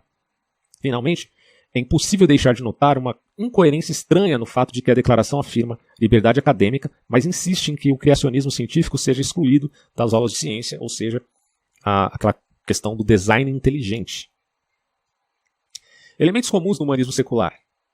Bom, um estudo dos manifestos e das declarações humanistas e outras obras de humanistas seculares de destaque revelam uma base comum de pelo menos 5 princípios. Vamos a eles aqui para a gente fazer um resumão. Primeiro, vê se você concorda aí. Né? Não estou dizendo que você discordar de tudo, né? Vamos ver se você concorda. 1. O não teísmo é comum a todas as formas de humanismo secular. Então, eles são não teístas. Muitos humanistas negam completamente a existência de Deus, mas todos negam a necessidade de um criador do mundo. Então, bom, pelo que eu entendi aqui, muitos humanistas negam completamente a existência de Deus, mas não todos. Mas, no entanto, todos, de fato, negam a necessidade de um criador do mundo. Então, por quê? Porque existem agnósticos no meio deles, tá? Não tem só ateus. Então, o agnóstico não sabe, pode ser que tenha, pode ser que não tenha. Então, tem esse elemento também que a gente tem que considerar, né? Alguns poucos humanistas seculares ainda podem colocarem à baila, né, a possibilidade de existência de Deus. Portanto, os humanistas seculares se unem na oposição a todas as religiões teístas que afirmam a certeza. Pelo menos é o que parece. Segundo, o naturalismo é essencial ao humanismo, seguindo a negação do teísmo, o naturalismo enquanto uma visão cosmogônica da vida. Não que a natureza não tenha o seu papel no mundo, pelo amor de Deus. Né? Tudo no universo deve ser explicado só e apenas por meios, ou por leis, né? Por leis naturais. Aí eu fico perguntando que valor o homem tem, considerando que tudo se explica só por leis naturais. Aí você... nesse ponto aqui você sacraliza tudo, como faz o panteísmo, né? Pelo menos no sentido lógico-filosófico. Terceiro lugar, a evolução é a maneira de o humanismo secular explicar as origens. Ou o universo e as coisas vivas surgiram por meio da intervenção de um criador sobrenatural, ou evoluíram por meios puramente naturalistas. Então, os não teístas não têm escolha senão defender a evolução biológica, tá? Ou adaptação, como queira, no neodarwinismo. O relativismo ético une os humanistas seculares, pois eles não gostam de absolutos. No caso do absolutismo, né? Não há valores morais dados por Deus à humanidade. A humanidade vai decidir os próprios valores. Esses padrões estão sujeitos a mudanças e são relativos em situações diferentes, já que não há base absoluta para valores em Deus, não há valores absolutos recebidos por ele. Nesse sentido, você abre espaço também para uma visão teísta, não teísta, mas panenteísta, né? O panenteísmo, você poderia pensar no panenteísmo também, se encaixando com essa possibilidade aqui. Em quinto lugar, a autossuficiência humana é o princípio central. Nem todos os humanistas seculares são utópicos, mas todos acreditam que os seres humanos podem resolver seus problemas sem auxílio divino. Nem todos acreditam que a raça seja mortal. Mas todos acreditam que a sobrevivência da humanidade depende do comportamento da responsabilidade pessoal humana. Nem todos acreditam que a ciência e a tecnologia são meio de salvar a humanidade, mas todos acreditam que a razão humana e a educação secular são a única esperança de continuidade para a raça humana. E aí você tem a conclusão aqui do Geisler, né? O humanismo secular é um movimento que consiste em grande parte de ateus e agnósticos. Tem deísta também, né? A gente tinha falado isso, né? Você tem também pessoas que são deístas, olha só, deístas. Todos são antiteístas e antissobrenaturalistas. Todos são firmemente naturalistas. Essas doutrinas específicas são desafiadas em outros artigos aqui que ele fala, né, da enciclopédia. Dentre eles, a questão da evolução química, cósmica e biológica. Moralmente, os humanistas são relativistas. Vários tipos de humanistas não teístas são avaliados sobre os nomes de seus principais proponentes.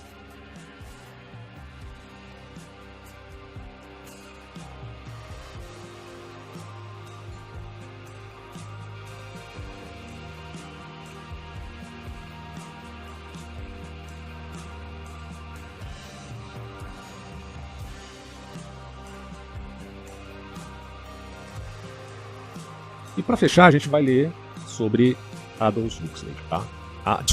Julian Huxley, que é o irmão dele, na verdade. Então, olha só, o Julian Sorel Huxley nasceu em 1887 e morreu em 75. Ele foi neto de Thomas Huxley, que ficou conhecido pelo apoio a Charles Darwin. Curioso, né? O Julian recebeu seu diploma em zoologia na Universidade de Oxford e mais tarde lecionou ali. Em 1912, ele foi designado catedrático, presidente da Associação Humanista Britânica. Foi signatário desse segundo manifesto de 1973 que eu mencionei aqui. Ele morreu em 75, mas em 73 ele parece ter assinado, né, o segundo manifesto humanista.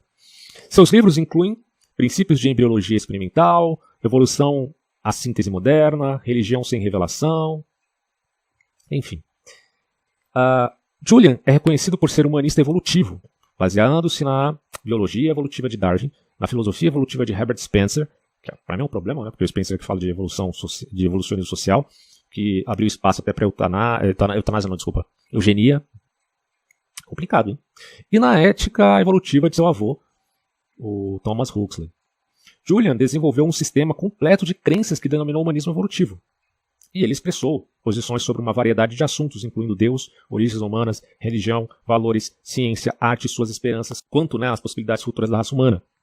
Mas a Paulo fala que a criação até hoje geme, né, esperando a redenção. Bom, enfim, Huxley está olhando nesses termos. Quanto à religião, como outros humanistas, Huxley não acreditava em Deus. Pelo menos não no Deus teísta. Ele acreditava que a evolução explicava tudo. A descrença em Deus, no pensamento de Huxley, se opunha ou melhor, né? Ele se opunha a Deus, mas era a favor da religião. Tá? De novo, uma herança de Feuerbach. Ele disse: acredito que hoje certamente não conhecemos nada além deste mundo e da experiência natural.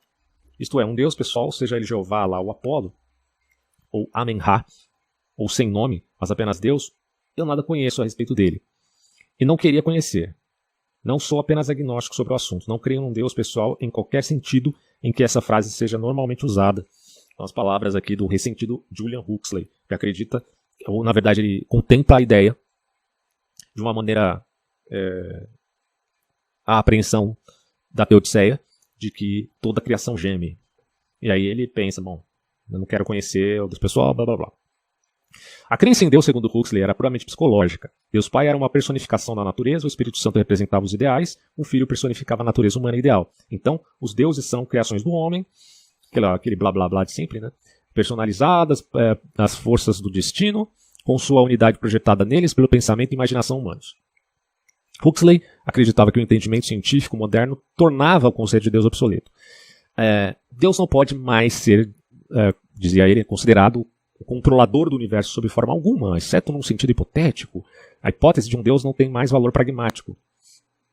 E aí ele continua: Deus está começando a se assemelhar não a um rei, mas ao último sorriso do gato que desaparece numa versão cósmica da história de Alice no País das Maravilhas.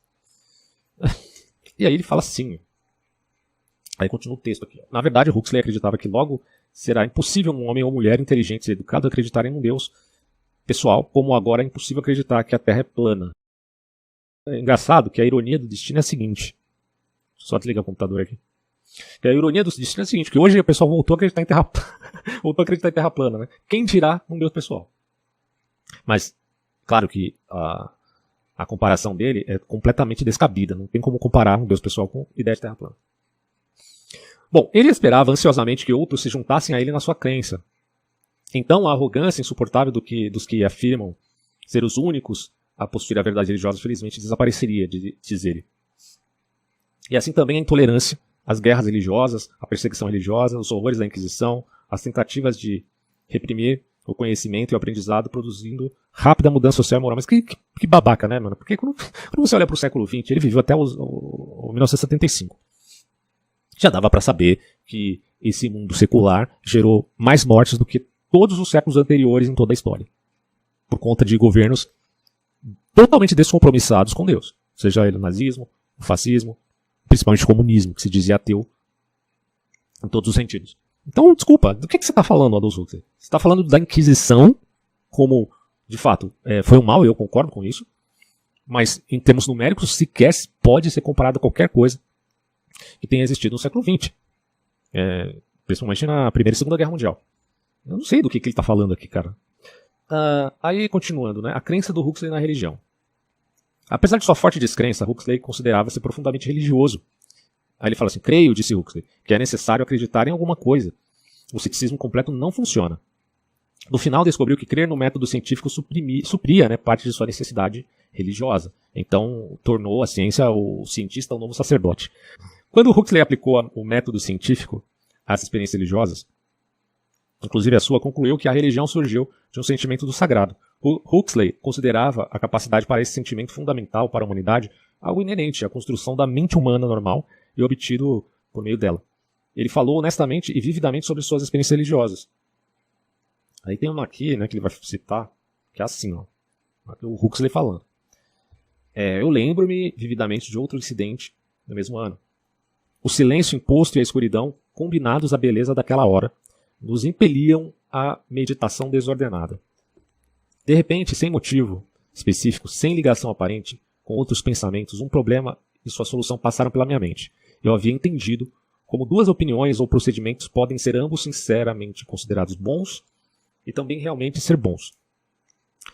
E quando os dois entrassem em contato, cada um poderia parecer ser mal.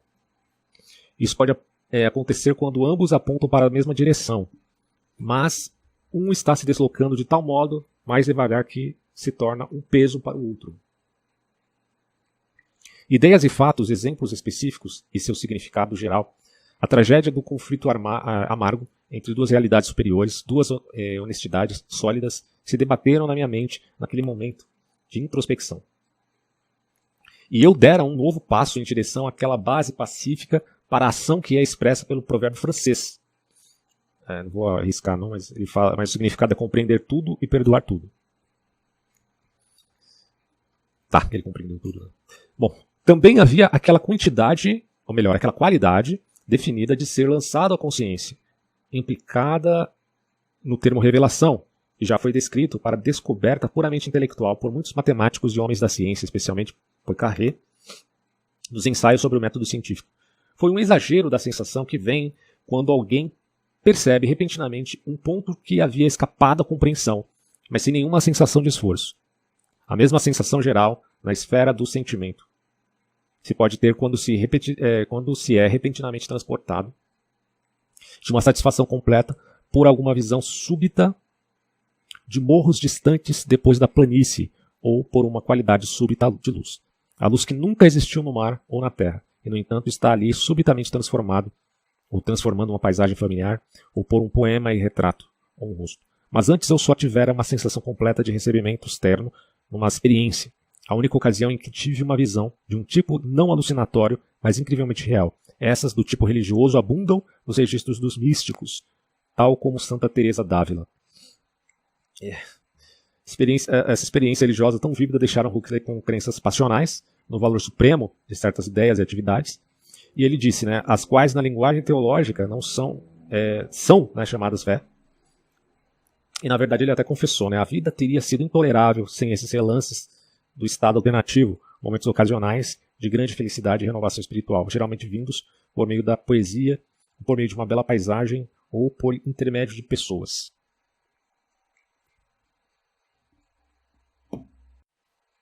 Bom, um dia, enquanto pesquisava numa biblioteca em Colorado Springs, Huxley encontrou alguns ensaios de Lord Burleigh, nos quais encontrou essas palavras: a próxima grande tarefa da ciência será criar uma religião para a humanidade. Huxley foi desafiado por essa visão e escreveu: fui estimulado porque compartilhava sua convicção de que a ciência necessariamente teria um papel essencial na criação de qualquer religião do futuro, que fosse digna do nome. Huxley aceitou o desafio de Morley de desenvolver uma religião científica. Batizou-a de humanismo evolutivo. Um de seus princípios básicos, como o nome demonstra, é a teoria da evolução. Evolução humana e destino. A experiência mística levou Huxley a rejeitar a interpretação puramente materialista do universo, tal como via no marxismo. E aí ele concluiu: em minha opinião, a hipótese materialista que nega a importância dos fatores mentais e espirituais no cosmos, apesar de mais sofisticada, é tão errônea quanto a noção ingênua da hipótese mágica que projeta forças espirituais para eventos materiais. Aí você já tem uma mistura entre um dado naturalismo e, ao mesmo tempo, a admissão de uma abertura à espiritualidade. É o que eu estou vendo aqui. Apesar de sua rejeição ao materialismo puro, Huxley era um naturalista absoluto, vejam bem. Insistia em que descobertas da fisiologia, biologia e psicologia requerem o naturalismo. Não havia mais espaço para o sobrenatural. Forças materiais e espirituais, entre aspas, no cosmos, são parte da natureza. Se você quiser entender assim. Ele entendia dessa forma, tá? Então, se você quiser falar do espiritual, segundo Huxley, você pode falar nos termos de que o espiritual também faz parte da natureza. A evolução é, sem dúvida, a única explicação naturalista da origem da vida. E aí o Huxley escreveu: eu pessoalmente acredito na uniformidade da natureza, em outras palavras, que a natureza é considerada ordenada e que não há duas realidades, uma natural e outra sobrenatural, de tempos em tempos invadindo e alternando o decorrer dos eventos na realidade natural. Huxley acrescentou: creio também na unidade da natureza, além disso. Creio na unidade pela continuidade, a matéria não aparece ou desaparece, nem coisas vivas aparecem exceto a partir de coisas existentes essencialmente em si mesmas. Logo, a matéria mais complexa que está viva deve ter, no passado, se originado de matéria que não estava viva. Então, ele meio que está defendendo aqui a geração espontânea. À medida que a evolução avançava, ele melhorava, pois cada novo tipo dominante possuía a organização geral melhorada. Essa substituição progressiva de tipos e grupos dominantes é demonstrada mais claramente nos últimos vertebrados. Então é perfeitamente adequado, disse Huxley, lembra que ele é biólogo, usar termos como superior e inferior para descrever tipos diferentes de organismos e progresso para certos tipos de tendência. A culminação do processo biológico evolutivo é a humanidade. E Huxley acreditava que a maneira restante de progredir era o aperfeiçoamento do cérebro e da mente. E, assim, é quase que o homem está apenas no início de seu período de domínio evolutivo e que as possibilidades vastas e ainda inimagináveis de maior avanço estão por vir. Então, ele está se abrindo, de certo modo, uma seleção artificial, eu acho. Bom, a biologia revelou o destino humano como a forma mais elevada produzida pela evolução, o último tipo dominante e o único organismo capaz de criar maiores avanços. O destino do homem é realizar novas possibilidades para o mundo e ser um instrumento da continuidade do processo evolutivo. E qual é, então, a natureza dos seres humanos para o Huxley? Bom, ele não era um otimista absoluto quanto à natureza do homem. Ele reconhecia tendências e atividades malignas, tais como cobiça, arrogância, fanatismo, sadismo e gula. Para quem viveu no século XX é difícil ser tão otimista, né? Ele acreditava, no entanto, que a humanidade era capaz de se salvar desses males. Além disso, Huxley não era um materialista rígido, como a gente já viu aqui. Ele acreditava nos aspectos espirituais e mentais da matéria, do universo, assim como no aspecto material. Rejeitava o materialismo marxista, ainda bem, né? E defendia a experiência mística. Mesmo assim, ele era um naturalista dedicado a explicar o fenômeno humano. E, bom, Huxley era claramente otimista quanto à habilidade da humanidade para alcançar um grande futuro. O ser humano era a única esperança de evolução futura. Juntamente com seu avô, Julian, confessou: minha fé está nas possibilidades do homem. E essa esperança era de que o Homo sapiens continuaria a tornar real o novo potencial mediante a evolução contínua. Tem cristão que tá com essa conversa aqui, né? Vou nem dizer quem é. Deixa aí para vocês descobrirem assistindo na internet. Evolução e ética. O progresso evolutivo do passado fornece princípios diretivos para o futuro. Com base nisso, a humanidade deve buscar as qualidades que foram bem-sucedidas. Esses princípios incluem eficiência e controle do meio ambiente. Ainda mais com essa história de aquecimento global, meu amigo. Autocontrole e independência. Individuação e níveis de organização, harmonia no trabalho, consciência, conhecimentos crescentes, armazenamento da experiência e organização mental. Os seres humanos atingiram seu destino com mais sucesso explorando a razão, a imaginação e o pensamento conceitual, bem como as capacidades singulares de acumular, organizar e aplicar experiência por meio da cultura e da troca de ideias. Desculpa Huxley, mas eu acho que ele está criando, na verdade, um mito moderno, uma linguagem poética moderna, do que propriamente uma filosofia, né? Ele tem muitas falhas aqui, do ponto de vista filosófico, que abrange uma linguagem dialética e analítica. Ele está mais no campo da poética, vai. Então, assim, o dever mais sagrado e a oportunidade mais gloriosa é promover o cumprimento máximo do processo evolutivo e realizar completamente as possibilidades humanas latentes. Mas apesar do desabrochar do indivíduo ser visto como valor intrínseco, como um fim em si mesmo, o valor do indivíduo está limitado pela necessidade de manter e melhorar a sociedade. O indivíduo tem deveres para desenvolver o potencial pessoal e ajudar outros indivíduos e coletivamente a realizar seu potencial. A pergunta é, por que o indivíduo tem dever algum? Por quê? De onde você tirou que ele tem dever? Essa coisa, né, dos caras criarem uma ética, pressupondo já um fundamento ético, mas negando ao mesmo tempo esse fundamento.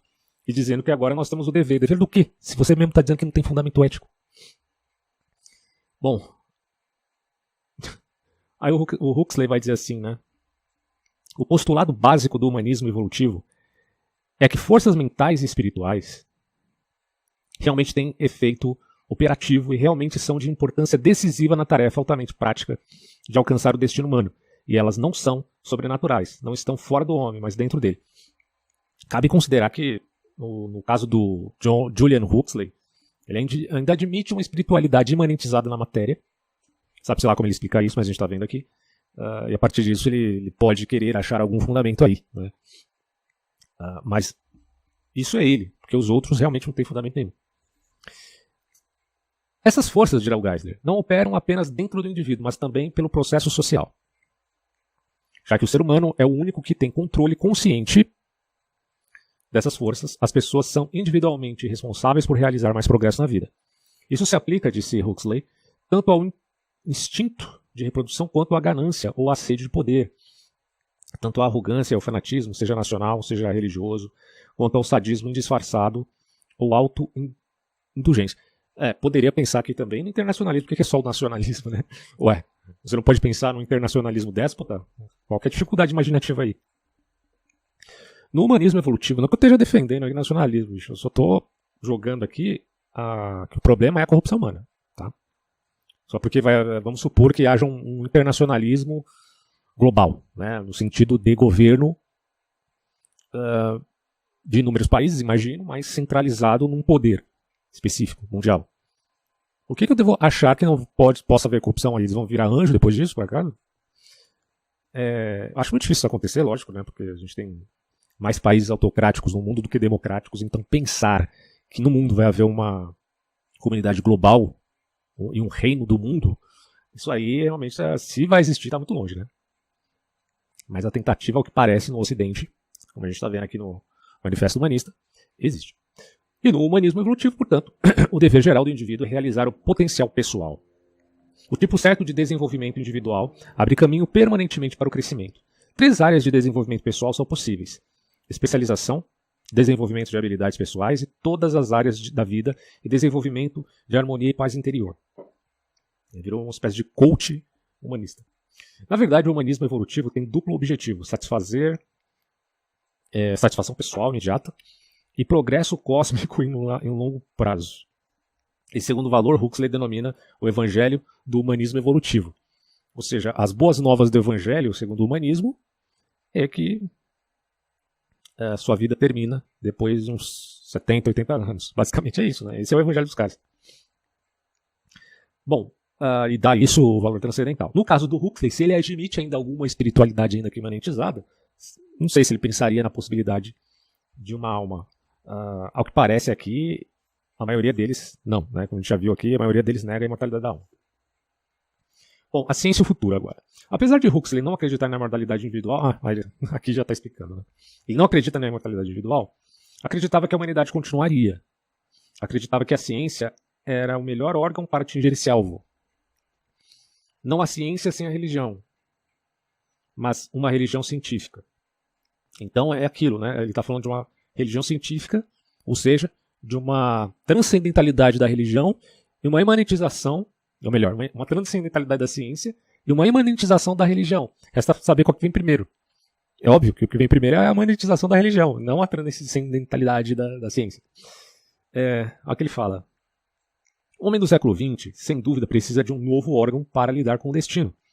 Um novo sistema de crença. Destino é uma palavra metafísica, né? Por isso que eu falo que o cara é muito mais mito do que filosofia, mas enfim. Um novo sistema de crenças religiosas e atitudes adaptadas à nova situação na qual suas sociedades agora devem existir. É um novo mito, é um mito moderno. Entenda mito enquanto linguagem poética, tá? A característica radicalmente nova da situação atual talvez possa ser afirmada desta maneira. Religiões e credos antigos eram em grande parte adaptações para lidar com a ignorância e os medos do homem, e acabaram lidando primariamente com a estabilidade da atitude. Mas a necessidade hoje é de um sistema de crenças adaptado para lidar com seu conhecimento e suas possibilidades criativas. E isso implica a capacidade de enfrentar, inspirar e criar mudanças. Isso é o que ele diz. Então a religião humanista de Huxley é o órgão do destino. Ele não definiu o destino, mas tudo bem. Mesmo assim, Huxley não tinha ilusões de grandeza com relação a expectativas imediatas desse tipo de religião. Como todas as outras novas religiões, a princípio será expressa e difundida por uma pequena minoria. No entanto, ele previu que quando chegar a hora certa, se tornará universal, não só potencialmente e na teoria, mas realmente e na prática. A natureza psicológica humana torna isso inevitável. O homem não pode evitar o processo de convergência que caminha para a integração de grupos humanos hostis ou divergentes numa única sociedade na cultura mundial orgânica. Esse orgânico é bem preocupante, né? Já dá ensejo aqui a uma mentalidade romântica, do ponto de vista da escola, do romantismo, tá? Não do sentimento romântico. E, portanto, tem um caráter aí absolutista, apesar da linguagem relativista. Paradoxal, mas real. Assim, um processo evolutivo inevitável resultará numa religião humanista universal. Essa sociedade ateísta continuará o desenvolvimento evolutivo por maneiras intelectuais, psicológicas e sociais continuamente novas. A gente já teve um ateísmo comunista, que foi o stalinismo, né? Olha a merda que foi. A ideia do Huxley é um ateísmo agora de democracia liberal. Pelo que eu estou vendo aqui é isso. Huxley não sabia que forma sua nova religião teria, que rituais ou celebrações poderia praticar. Se teria um sacerdócio, prédios ou se adotaria símbolos, fosse qual fosse a forma, deveria ser unificada e tolerante. Ele tinha certeza, no entanto, de que viria, já que o espírito científico e o método científico, isso aqui é o suprassumo do cientificismo, né? A criação de uma religião científica é o suprassumo do científico, ou melhor, do cientificismo. Métodos científicos provaram ser os agentes mais eficazes para a compreensão e controle da natureza física. Resta às gerações futuras aplicá-los para controlar o destino humano. O humanismo evolutivo é bem mais amplo que a variedade proposta por Huxley.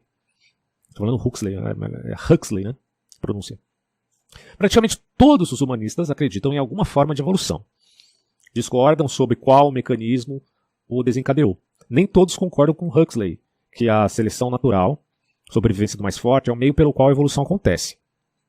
Você tem que considerar também as mutações. Se não tivesse mutações, a seleção natural não ia acontecer nada, né? Pô, a seleção natural é só fruto do ambiente. Tem que haver no indivíduo o poder mutacional para que isso aconteça. O que distingue ainda mais o tipo de humanismo proposto por Huxley é que ele acreditava que devia ser uma religião universal e a base da ética. Tá? Essa religião sendo a base da ética. Mas essa mesma religião não tem fundamento nenhum. Essa é a grande aporia, né, desses caras. Eu já repeti isso aqui milhares de vezes, só preciso gravar mesmo. Bom, tudo que auxilia o processo evolutivo é bom, diriam eles, e tudo que prejudica é mal. E aí a gente tem a avaliação final para terminar aqui esse áudio. Olha só. Como religião, o sonho de Huxley não foi rapidamente assimilado. Parece que muitos humanistas seculares, na verdade, não querem que seja. Humanistas mais recentes admitiram que Huxley era otimista demais. Não há boa evidência observável para indicar a inevitabilidade da evolução de uma religião humanista universal. A ética evolutiva envolve alguns problemas sérios. Primeiro, porque não existe ética evolutiva se o pressuposto é apenas e meramente evolutivo, acidental, sem antevidência. Como a sociedade preserva os direitos individuais dos que estão... Aí ele está fazendo uma pergunta aqui, né? Como é que a sociedade, isso aqui é o Geisler falando, preserva os direitos individuais dos que estão impedindo a evolução social? Como um dever, entre aspas, ético, pode ser derivado de um fato biológico? Já que não tem Deus, né? Fato e dever, ser e dever ser, estão separados. Como pode o suposto fato da evolução ser a base do valor moral? De onde que ele tirou esse valor moral? Da cabeça dele. Na verdade, da estrutura moral que ele tem já desde que nasceu, mas que é dada por Deus que ele não acredita. Bom, muitas coisas más também evoluíram. Assim, deve haver algum padrão fora do processo evolutivo para saber o que é bom ou mal. A confissão feita por Huxley quanto a valores transcendentes e supremos, experiências místicas e o destino do mundo será bem recebida pelos que afirmam que esses são indicadores verbais de um Deus, entre aspas, substituto. Já que não tem Deus, ou então Deus morreu, na apreensão nietzschiana, e aí a gente tem que se basear agora num substituto que a gente criou aqui, né? Insistirão em que apenas mentes podem destinar e apenas pessoas podem ser objeto de compromissos religiosos. Argumentarão que Huxley evitou o nome Deus, mas não sua realidade. Exatamente isso, né? O Nietzsche diria que o Huxley ele matou Deus, mas não o sepultou, né? Na linguagem nietzschiana isso significa que a influência de Deus que teria morrido continua atual no mundo dos que assim se dizem ateus. Essa é a crítica de Nietzsche aos positivistas, inclusive. Se você vai até as últimas consequências, considere a filosofia nietzschiana. E veja como ele terminou, inclusive. Com a deterioração dos fundamentos da evolução moderna, a base do humanismo evolutivo de Huxley também está se deteriorando. Além disso, é incoerente. Numa frase, ele afirma que a primeira vida surgiu da matéria sem vida. Porém, na seguinte, ridiculariza a crença na geração espontânea. O Huxley, erroneamente, usa a ciência operacional para explicar as origens. Tenta explicar eventos não repetidos do passado por eventos repetíveis do presente. Faz mau uso do método científico que promove como base do humanismo evolutivo. Tal naturalismo também carece de justificação filosófica. É o que eu falei, o Huxley está seguindo apenas a sua vertente aí poética, né? Mitopoética. Isso aqui, não tem nada de filosofia, é cheio de aporia. Ele não ofereceu argumentos adequados para negar a possibilidade da intervenção sobrenatural. Já que ele negava isso, mas não ofereceu argumentos que justificassem essa negação. É o que o Geisler está falando aqui. E por fim, como outros não teístas, a crítica em relação a Deus feita por Huxley é superficial e inadequada. Ele não interage com a evidência substancial em favor da existência de Deus. Como a maioria dos caras aí que seguem o humanismo secular. Tá? Então é isso. Fecho aqui esse áudio e até próximos podcasts.